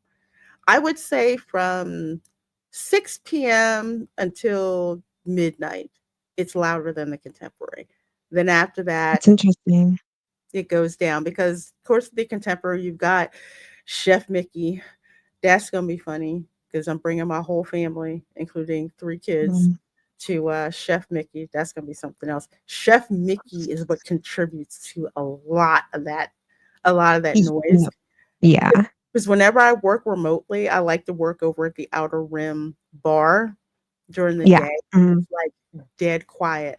I always know when Chef Mickey is going to start opening up because all of a sudden you start hearing all this activity Yeah. that that goes. It echoes up. That's why I was asking because 'cause we've never stayed at the Grand Floridian, but it's almost it's got a similar concept the way the hotels were built, where you got that big open lobby and, Mhm. like, the rooms are, kind of in a way facing not yes and no. I haven't been up to the upper levels of the Grand Floridian to see how their rooms are if they're facing in like they are at the Contemporary towards, like, the lobby. Anyway, I was just curious 'cause, Now we those we didn't really like the Contemporary. It was too loud for us. Christian loved it, but me and Raph were like, "Eh." I didn't like the Toaster Hotel because I that's what I call it. I mean it's a construction marvel, but I was like, nah, Yeah. that's not for me. At the Contemporary, I think those are the DVC rooms that are in the main building. But when I stayed around Christmas week, I could not get close to the lobby because of the people, Oh, because that was the draw. It's like you go, you get your picture in front of the big Christmas tree. You've got, the piano player that was playing. When they were there, you had like the orchestra that was up there. Then you had the gingerbread house that people wanted to take pictures of and buy stuff from and just hang I out see. in that particular lobby. I was just like, okay, I'm going to my building and I'll come back after midnight because all the individual buildings on the first floor, they also had Christmas trees and decorations. Yeah. And I Mhm. had to pause here because another thing about going for the holidays, I would get decorating ideas like these little Those ornaments, are the so pretty. filigree. Mhm. Yeah, that's why I need a freaking glue gun, y'all. Because I Ugh. want mine to look like this. So I need a darn glue gun. Yes, the massive, yeah, the Mary Blair tile work is beautiful. It's Mhm. absolutely, absolutely beautiful. As a kid, I was just like, you know what? That's just what I want to go for. One thing I was a bit disappointed in the Contemporary was because we love snacks. We are snack fiends in this family, and the snacking hits, you know, about between 7 and, like, 10 PM. Hmm. But the hotel didn't really have much in the way of, like, snackies. You had the gift shop that had all the sweets, and then there was this one little marketplace, type of, shop that was, like, a very, very teeny, teeny, tiny snack section with some refrigerated stuff, but even then, it closed kinda early, and, so I told Raph, I'm like, I think we should rate the hotels based on snacks." I hear you because the Polynesian, the thing with the Polynesian was that their Captain Cook's used to be open 24 hours a day. Oh, So, I didn't know that. yeah, this was back That in the was day back when in the day, yeah, okay, like around I want to say right before the pandemic, was it? Around the pandemic. okay. Then they closed at like 11, which I was just like, what? And it made it perfect that they were 24 hours because for people who would come or fly in from overseas, it's like they could go Yeah. there and get something to eat. There was just something about going to Captain Cook's at 1 in the morning and, and hardly anybody is in there, but you could get food and snacks and just chill. But now it closes at 11. You used to get free chestnuts here back in the Oh, day. They used to have free roasted chestnuts, which roasted chestnuts are amazing. Just make sure they're cooled off before you eat them. So where are we going? Oh my gosh, they used to have this like two people wow. front, fresh flowers all over the place. Everyone else is usually trying to do the same thing, invading the Grand Floridian, taking pictures and all that. So Little again, hidden Mickey. The little mhm, roses with the hidden Mickey, that's so freaking cute. amen, sister. Captain Cooks, baby. Yeah, I love Captain Cooks. Especially at Christmas. Yeah, pipe in the Hawaiian Christmas music. It's so much fun. I love it That's so there. pretty. Yeah, they the floral that they have over at the Grand Floridian is insane. Okay, yeah, I had to go through security here. I had to go through security here, so we're getting on the monorail. Again, Christmas, the monorails are crowded. Grand Floridian is the worst monorail stop actually for the resort monorail because it's Mhm. already stopped at the Contemporary. It's already stopped at the Polynesian. So now it's stopping here, which is why I tell people just take the boat. Just take the boat to the Magic Kingdom. There's there's more than one way like to get there, but the transportation is crowded. So make sure you pack your patience. Make sure you take the kids to the bathroom before you get before you get on the monorail. The lines are you don't know if they're going to be really short or just long. It can be really unpredictable.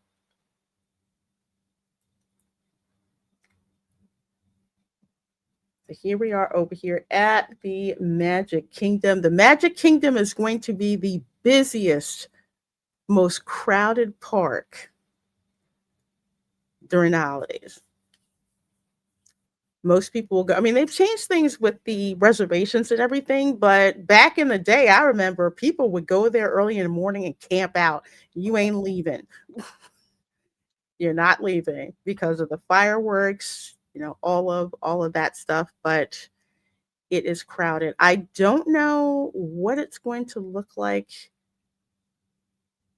Yeah, it's still going to be crowded. Christmas Day and Christmas Eve, it's going to be crowded, especially the Magic Kingdom. The Magic Kingdom is the one that runs out of reservations. As a matter of fact, you can't get day of tickets right now for the Magic Yeah. Kingdom. I think the I'm only already reading complaints on in the Facebook groups.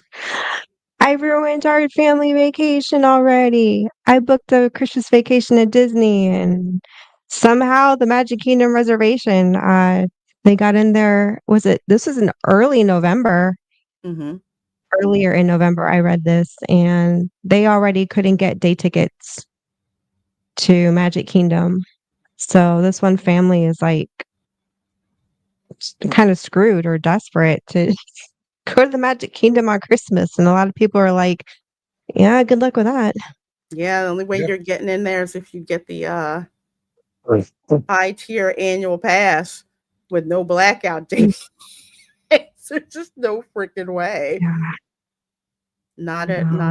Not at all. But yeah, I got tickets for I don't even want to say how much they are. I will. They're Christmas presents actually. So I got tickets for myself, Camera Girl, and my two nieces and nephew.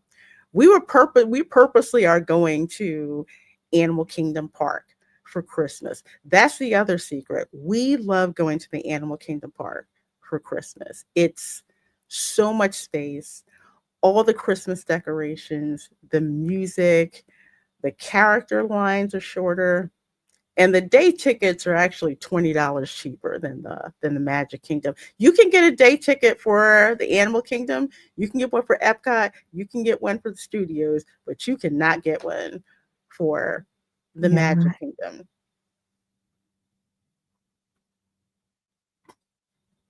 at all. And I do not like this place since Eminem Mars took it over. There's no character to it. Yeah, it's not the same. The Yeah. Rice Krispie treats are even different. Remember when that machine was in your face?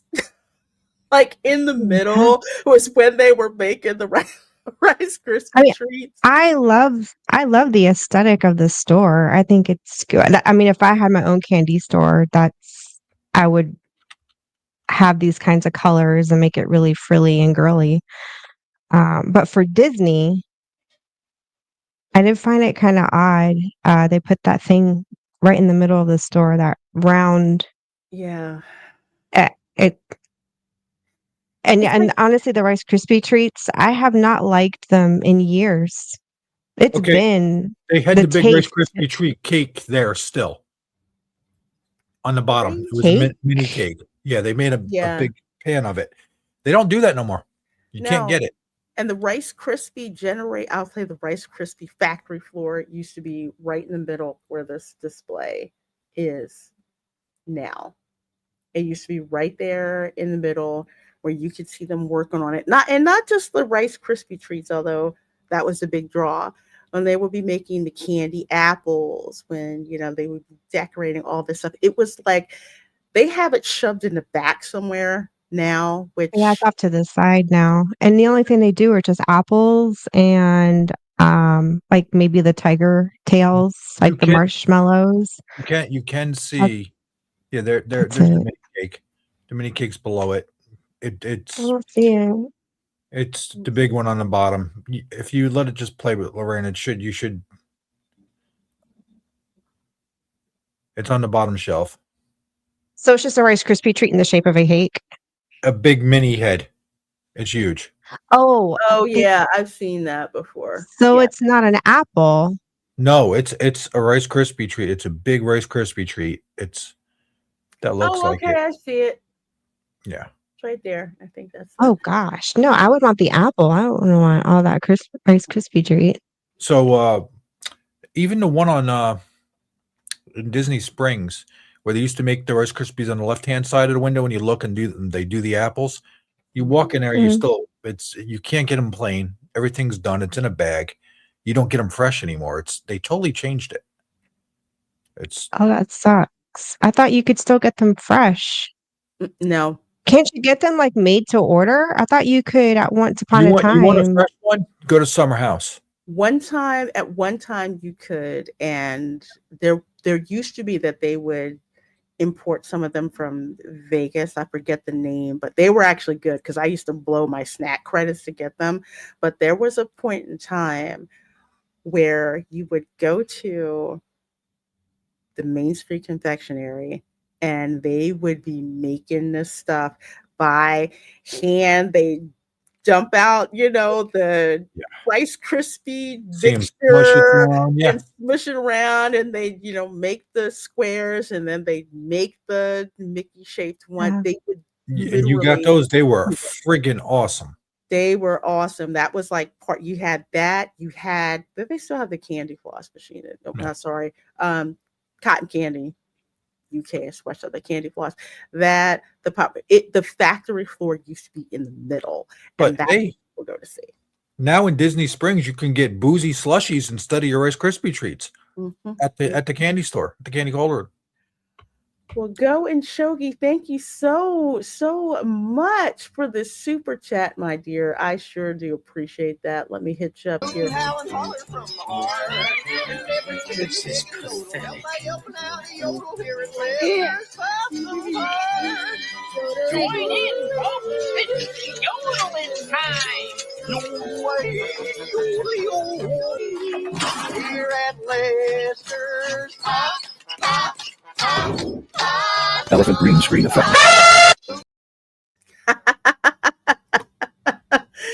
Oh, if you've never watched Goofy movie, what are you waiting for? You guys, you got to watch that. Go and Shogi says, I was talking with my sis about the dark woods being added to the Grand Floridian. She thinks it's to reduce cleaning staff. White paint shows dust easier. I would have put him past him. I mean, there's dark woods and Florida Gilded Age do not really go together. They really don't. I hope that's not the case, but who knows? Who knows? But thank you, Going Shogi, for that super chat. Thank you so much because it is going into the money that I'm gonna have to spend to take the nieces and nephews because they've never been to Disney, but I'm taking them to the Animal Kingdom. And we all know how good the treats are at the Animal Kingdom Park. Oh my God. They're so darn good. They're so good. Hey, Magically MJ says, Hola, Hey. Tom. Hello. Welcome, Erica. Happy holidays, La Reina. Thank you, my dear. Merry Christmas and happy holidays to you too. And Honeydukes, Mm. again, Oh, no, yeah, again, that is true. you got Yes. people who, Imagineers who remember what the mainstream confectionery Yeah, was like. And obviously, J.K. Rowling was that like, is very look, true. this is what Honeydukes is supposed to look like. But yeah, the whole aesthetic, just candy everywhere, stuff in the ceiling, stuff in the corners. Oh my Oh, gosh. yeah, the aesthetic over there is way better than What, this. what about that one store in Epic when you go to the left hand side? Remember when you're walking in, that one I showed you with all the I forget the name of it, but it has the bear. Yeah. And it's that candy store, the aesthetic and the goodies and everything. That's Oh, also reminds it's me of so the good. old Disney store, the way they did it. So good.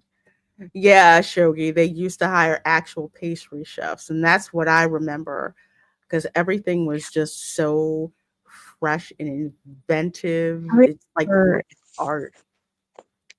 I remember seeing a video of, and this is why for years we wanted to go to Disneyland over Christmas until everything changed. They had the bakery on Main Street, which was a real bakery, and they would make candy canes, and I mean big candy canes in the window from scratch. And Mm. then you could buy them.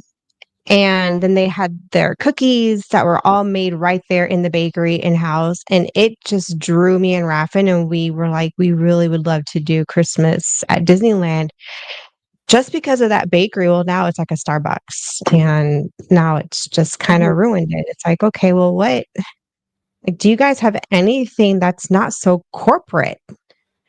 The only With Yeah, the closest thing or the closest I would say bakery right now that's not corporate is over at the Animal Kingdom. see, I didn't know that, no. We rarely if we do Animal Kingdom, we're only there for about half a day, and then we leave. We don't really eat there. Um, Even if you go to, because this has been my experience from eating around the parks. It's like the era of the pastry chef that controls what's going on. So you have these fresh, amazing delicacies mhm, is gone, except that's for at the Animal Kingdom.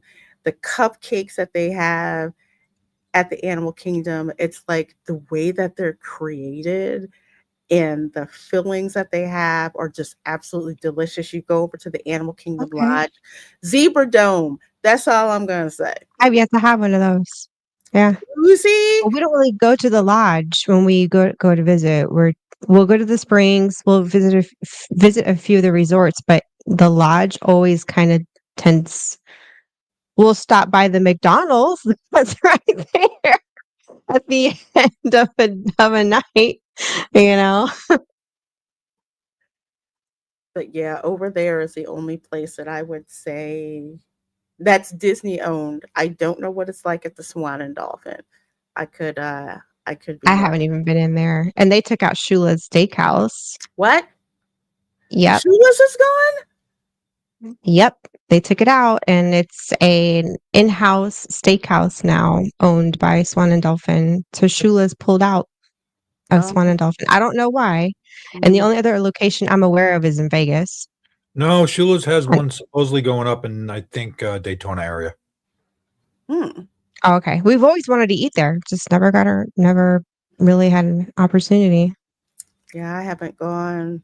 Although I will say, uh, the Yachtsman Steakhouse Yes. at the I yacht still club. regret canceling that reservation on our honeymoon, all for that the, River Brewing Works there on the boardwalk. Hmm. I swapped out the reservations that year just because I know we really love bar and grill type food.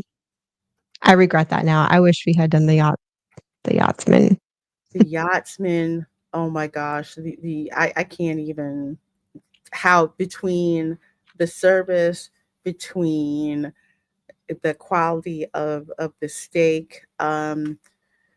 If you're on the dining plan, it will cost you two dining entitlements, but I will say that it is freaking worth it to go there. Mm, It is, that's again one of the restaurants I don't like talking about because I want to keep it a hidden secret, but right.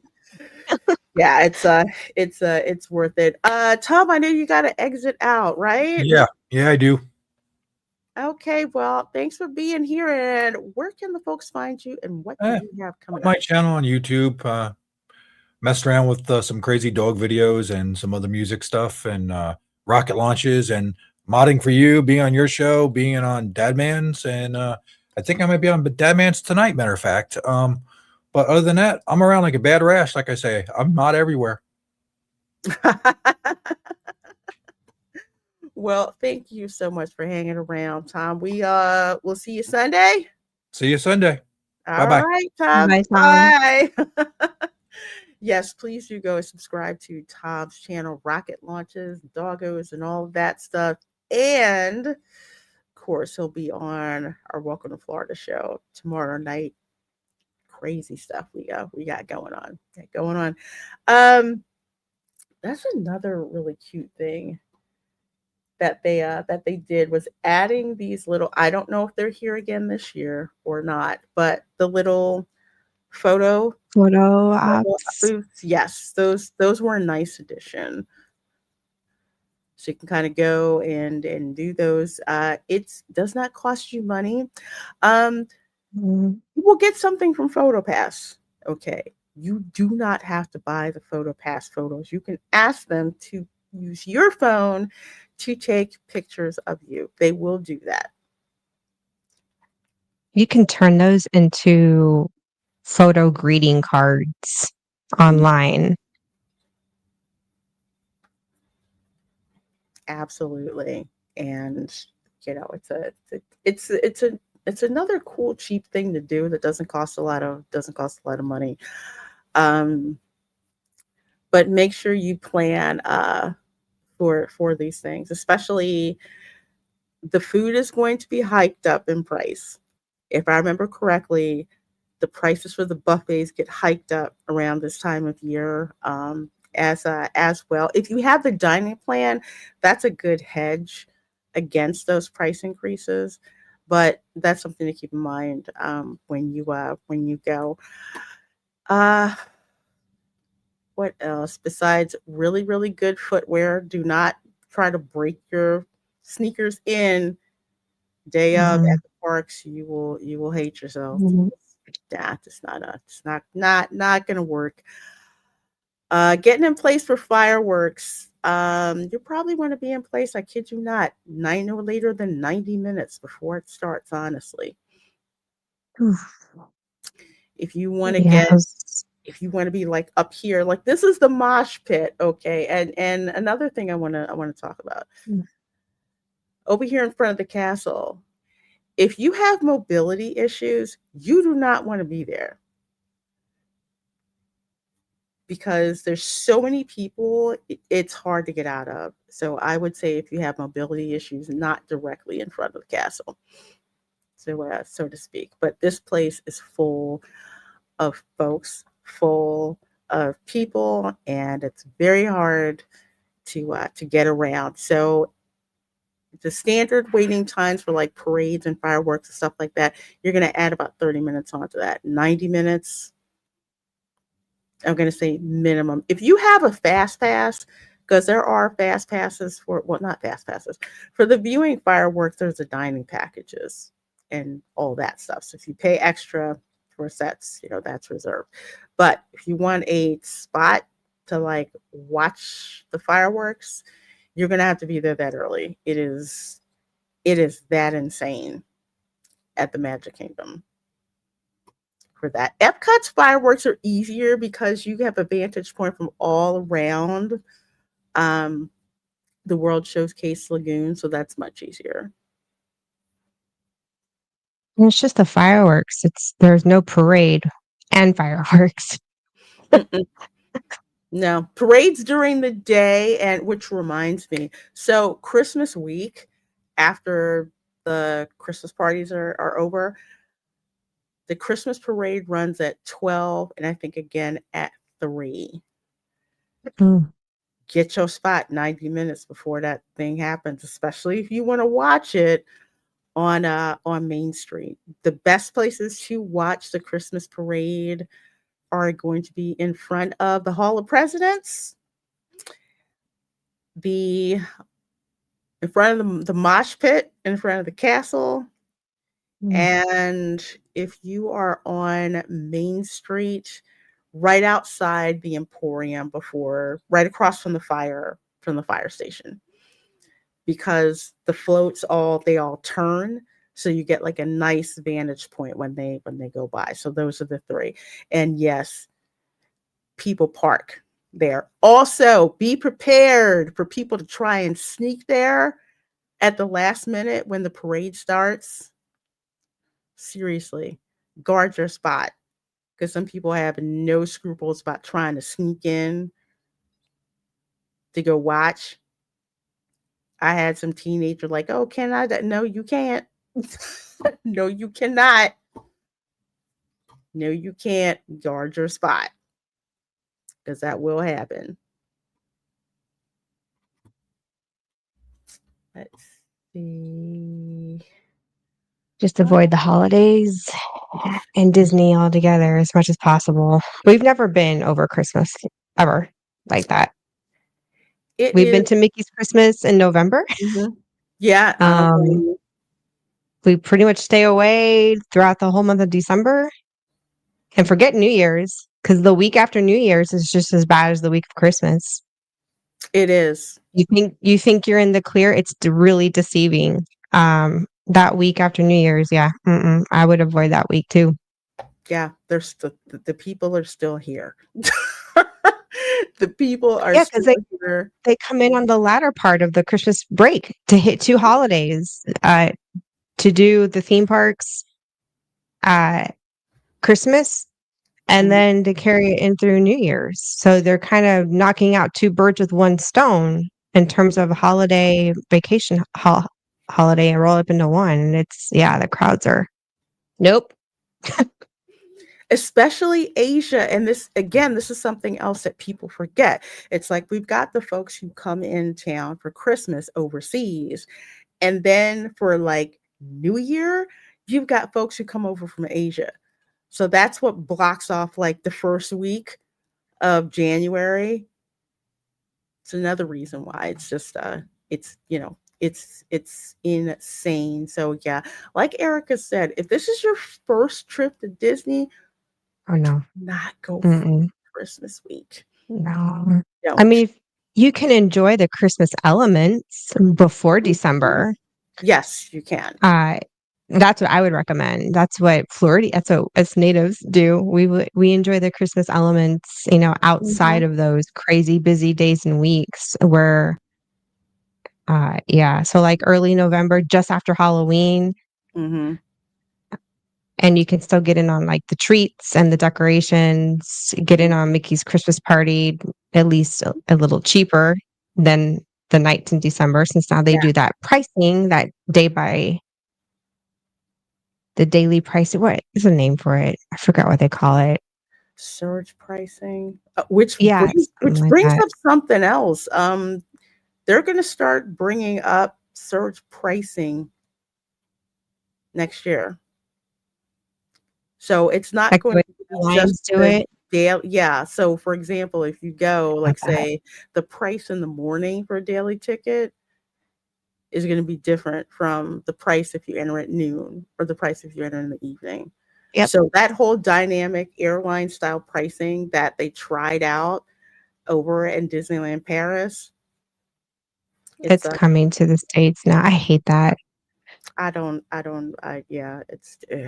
don't like thinking Like that's. you're a theme park, not an airline. It's so stupid. Hmm. Oh, Dylan, to answer your question, usually it's within a couple of days. Um, I think this Definitely year was what before the about parties start. It was what, about 2 days after Halloween? Halloween was Yeah, on a Friday this year, and I think they got it up that Sunday or Monday. yeah. It didn't take that. It didn't. It yeah. It doesn't take a long time before they do that.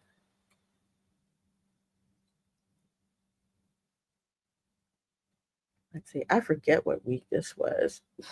And some people do that. They'll come in for the Halloween party and Mm-hmm. come in for the switch over, so they get Halloween and Christmas in during their stay. Because here's the other reason why they film the Christmas parade for the Disney Christmas special you see every year. That's filmed in November, Yep. usually the first week of November. And whenever you see a, I guess, a time for the Christmas parade and it's not at night and it's not during a party night, that's when they're filming it in the show. So Yep. it's usually not that long between that first week. So some people do, they show up for the changeover so they can go there for the Halloween party, the decorations at Christmas, and then be there when they're filming the Christmas parade. Yep.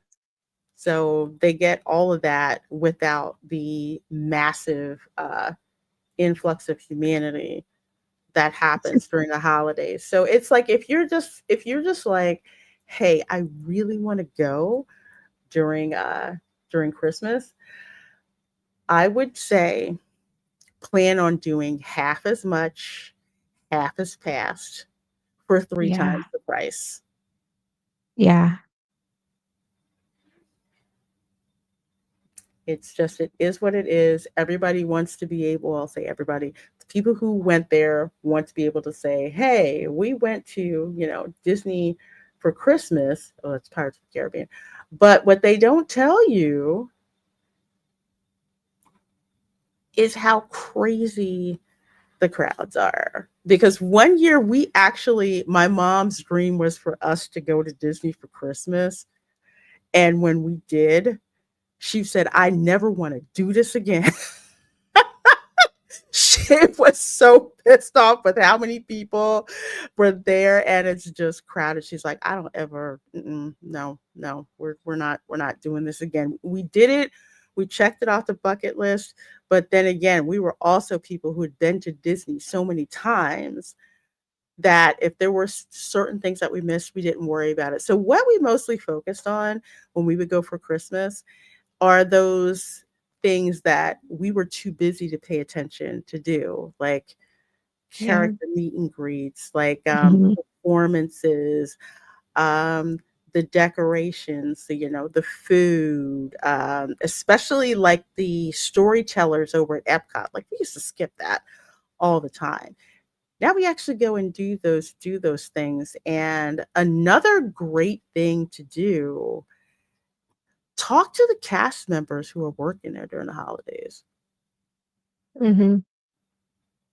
Just take some time to talk to them, how they like working there over the holidays, memories that they have, at Disney. Because I think what a lot of people do is forget that those are real people. And I'm really sensitive to that because where I live, I interact with people who work for Disney all the time.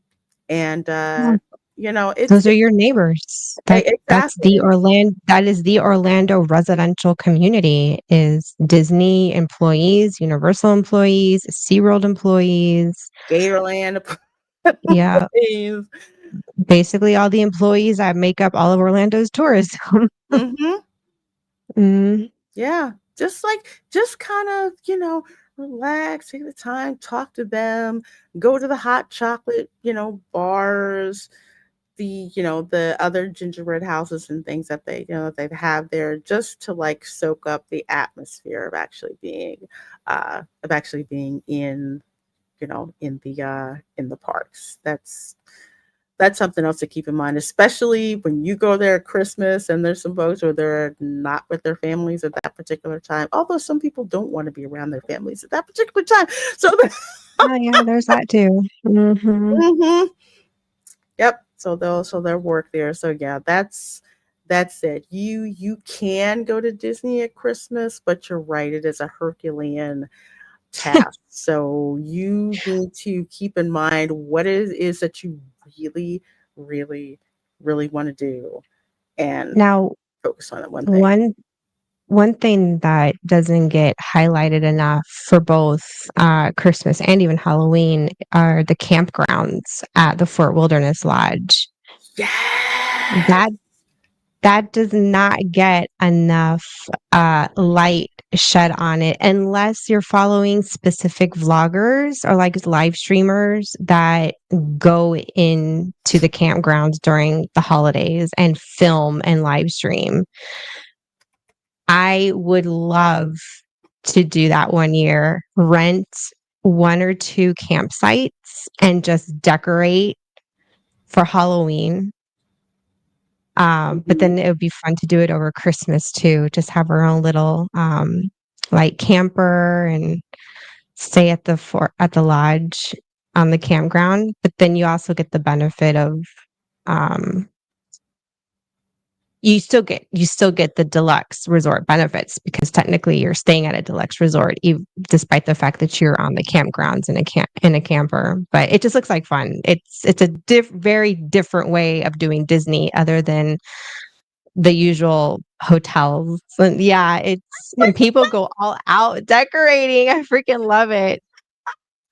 This is literally Florida in a nutshell. If you go out in the neighborhoods and everything, you there's the Bucky's Beaver. Oh, I Everybody pretty love much the obscene yards. You just you. stroll Look around at that. and look. And this is perfect with like the And you golf. can do any theme you want. It doesn't have to be Disney. People do Harry Potter. They do like any Universal IP, like anything goes. It's so much fun. Yes, I would. Yep, I know about I would totally do my own little doom buggy. I've This already is got ideas. I just got to get to the States to freaking pull it off. this is like it's totally unscripted, but just everyone's imaginations with what they come up with. It's like going through the neighborhood and seeing all of just the direct, all of the decorations that they have up. It's not the polite corporate, Mm-mm. curated decorations. This is basically, that area in Lowe's with all the animatronics and the inflatables and just blew up Yeah. and it's everywhere. You know, But it's just, look at that. Look at those massive gifts. Is that a blow up thing? I mean, no, jeez. Holy cow. I have not that seen has to be, or I don't think they made themselves, or maybe they glued a couple together. I don't know. that is insanely huge. But yeah, like anything goes on these campsites. And that's what's freaking awesome. And people will rent multiples. They'll Mm-hmm. rent up to 3 plots just to decorate up to 3 plots. It's insane. Oh my gosh, This this is is I so love cute. this. They have the Oh nativity gosh. scene that says Merry Christmas. Oh my gosh, I love That's that. so pretty. And they get really creative on the placement of these things. Like they're not put out there, in an ugly fashion. Like they really get creative on placement so it doesn't look like Costco or like Sam's Club just threw up in the yard, like they do a really good job decorating these areas, these plots. It's just everyday people like us, just Bringing out the cheer and the way that they have everything done and planned out. It's not just thrown together. They just look so unique. Like I love the nativity. They've got something hanging from the palm tree in the back. the laundry ornaments. I want to I want to know how they did that. Although I will say, you know what? This is probably the I don't know if it's strings or if it's like the ones you put over the bushes, the nets. I love those. The net Oh, lights. the nets, those are so easy. Yeah, it's like a blanket. That would be the easiest thing to throw on in a yard like that. I actually need some more actually from my from my porch.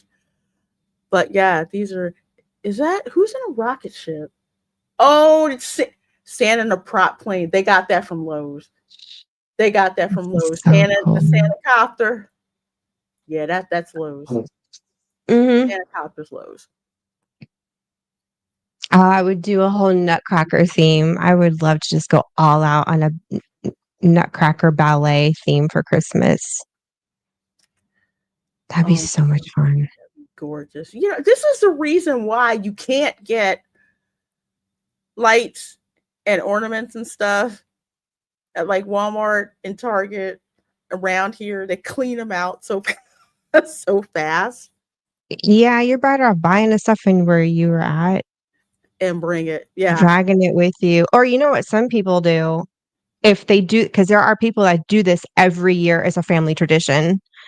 So they will rent storage locally and keep their holiday stuff stashed away because this is something they do every year. Ah, I got you. I got you. Yeah.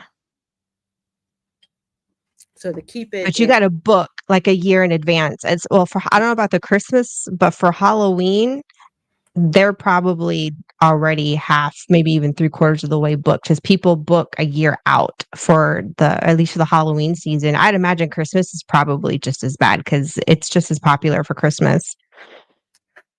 No, they don't have Santa and a reindeer.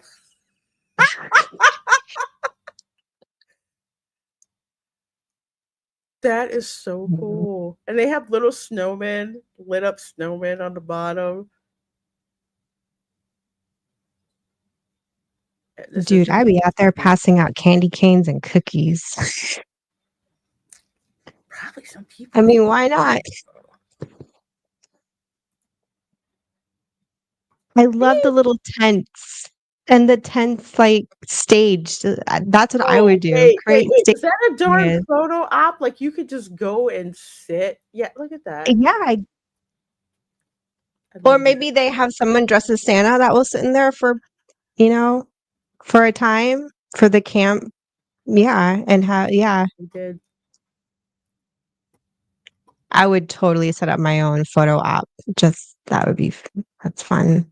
Oh my gosh. Yeah, this is great. So this is over at the Fort Wilderness, the campgrounds.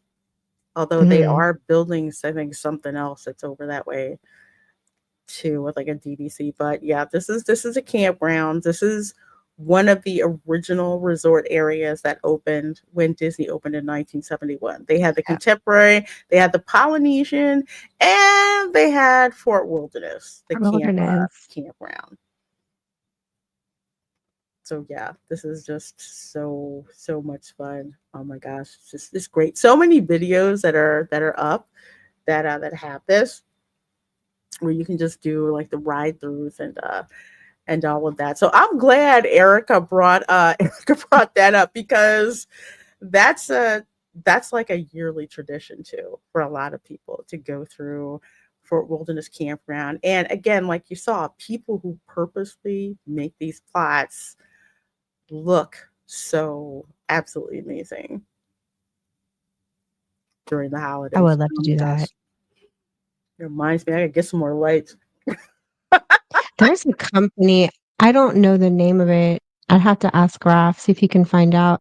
But there is a company you can call and you book through them and they Hmm. will book your campsite and they rent you your RV and they will bring that RV to that campsite and set it up for you. It's like a third party there in the area. That's what I would do because we don't have an RV and I don't really want to hassle. It seems like a hassle to own one than it is to enjoy it. Um, that's what I would do. I need to find out what is the name of that company because it's like a all inclusive. They do. I'm like, yeah, if you want to drive it there and park it and set it up, and then you even like take it away after all we have to do is just check in and show up. Yeah. That Hmm. sounds like and their RVs are themed. They're like Disney themed. Okay, cool. Ah, Disney themed RV, man. I I would mean, just it's a lose little it. some of them are cute, some of them are cheesy, but I mean, for me and our half, we're just two people, so I'm like, we don't need anything big. I need more space for the decorations and the I feel you. I just have give me the smallest 4. one you got with a bed, and let me have the rest of the driveway and the lane decorate. Like we just had the RV to pull, for all the decorations and stuff. I laugh, but I've got like 4 of those big 44-gallon containers full of nothing but Christmas I directions. I gotta get more of those. I am out of space with all my decorations, everything, Christmas and Halloween, that's Thanksgiving, fall. Yeah, I've got to get on it and start ordering more storage bins. I used to laugh. I'm like, why does Target have all these storage bins on sale first of the year? Yeah, I figured that out last year I because of need all one the for my decorations. trees and my wreaths. Um, they have them for everything now, even down to your bulbs. So Mm-hmm. they're protected and they don't break. I'm like, geez, I've thought of like everything under the sun for storing away all your holiday stuff. There's stuff. Yeah, I got zip bags, like a wreath bag. You zip it up, put the wreath in it. And this year, I'm like, oh, that was easy. Just pick it up, Yeah, I throw don't have throw any the of wreath that. up there. I'm literally just old school and it's a royal freaking mess. It's like digging through a pile of rubble. Everything's just thrown in a room or it's thrown up in the attic and it's just like not even organized. Yeah, I hear you. I hear you. Well, folks, as always, time flies so much on this show. This is our last resort recon live of 2025. So make sure that you are subscribed to my channel so that you will know when exactly in 2026, January, that we're going to start back up. We may be doing an alternating schedule with Resort Recon live. Again, I'm back at work, so it's like trying to, schedule things where I'm not going to have as much time, but still want to keep you guys informed. Sounds like you need to get someone to. Yeah. Uh, Yeah, I need to they. hire a professional organizer. That's how bad it is. It's I don't even want to dig and mess with it, but don't want to. Yeah, it's a whole thing. Well, Erica, where can people find you? What do you have going on, my dear? So I'm scheduled on Wednesdays every week at noon Eastern time with that park place. And yeah, Hey. I know it's exciting. So we talk theme parks, mostly what's going on in the world of theme parks. Not really vacation planning, but just all of the behind the scenes and upcoming attractions. And of course, kind of like what we do here, we slice it and pick it apart and try to figure out who's doing what and why. A lot of fun talk. So I got that, and then you can find me here or on your Spice Lounge. Sometimes on your Florida Man show, if dependent on my son's schedule. And we got our channel, but it's just kind of sitting there, and I haven't even touched much of that behind the scenes Halloween footage. I know, and I'll get it done. It's just going to be way out of season by the time I throw it up there. Um, but yeah, that's kind of what's going on. Has Erica ever been trapped in the attic like Chris Paul? No, and I'll tell you why. And this is smart because this German house was the third floor is like an open bonus room. So you can't get trapped up there. I mean, unless I fall. Dang it up. That scene is so freaking funny. Oh man, but folks, make sure you go subscribe to Erica's channel. As for your girl, I'm kind of starting to wind things down a little bit. So, of course, we've got Welcome to Florida on Sunday. That will be our second to last Welcome to Florida show of 2025. We have got a crazy ass police chase to react to and break down. Basically, you've got a UK gun runner versus Florida Highway Patrol. I think I can make it on Sunday. If I remember correctly, I think Christian's got Monday off. I So I hope think I can make you it can. this Sunday. This is one for the darn ages. This is I one for love the the Florida ages. streams. I hate it when he's got to work mornings. I'm like, killing me. Killing me, Smalls. You're killing me. Yes, yes. UK gun runner versus the Florida Highway Patrol. And whoever put this video together, let me tell you, it beats everything I have ever seen on Cops. Oh, I got to see this. Anything I have ever seen on Cops. All I'm going to say is an on screen annotation that says Florida Highway Patrol has now entered the chat. Yeah. You don't want to miss that one. You don't want to miss that. So that's of course is going to be on Sunday. I will have a gaming stream next Tuesday over my gaming channel. I think at like 7:30 p.m. Infinity Nikki. It is our anniversary event. I got a new weapon, which happens to be a archery bow, and I'm gonna be checking that out, using that. That's my new Oh, favorite weapon. So I'm gonna be going all through what? the land trying to get diamonds and merkin esslings and other stuff. And I even have a wolf costume where I can become like a giant and stomp through all the Infinity Nikki. That's a fun ass game. Okay, it's free to play. It's cross platform. It's free to play. Of course, there's gotcha elements and everything in it, but I happen to like it because if I just want to play for 15 or 20 minutes and just zone out and do stuff, I can do that. So I like that. And Camera Girl plays it like to the freaking ultimate. So she plays it a lot. But yes, Infinity Nikki gonna be playing that on Tuesday. It is fun. I'm very excited. I have a new weapon, so we're gonna explore the new It's a Land and get more diamonds because I need more crystals to get more dresses and stuff like that. So that's what's gonna be going on. Well, as always, you guys are amazing. Thank you so very much for hanging out with us and supporting the Resort Recon Live podcast. If you're watching this on the replay, thank you so much for checking out the replay. Let us know in the comments. Are you braving any of the theme parks for Christmas? And if so, what questions do you have? Besides, pack your patience and try not to have it get involved in anything that's going to involve you interacting with Florida law enforcement. I'm just saying.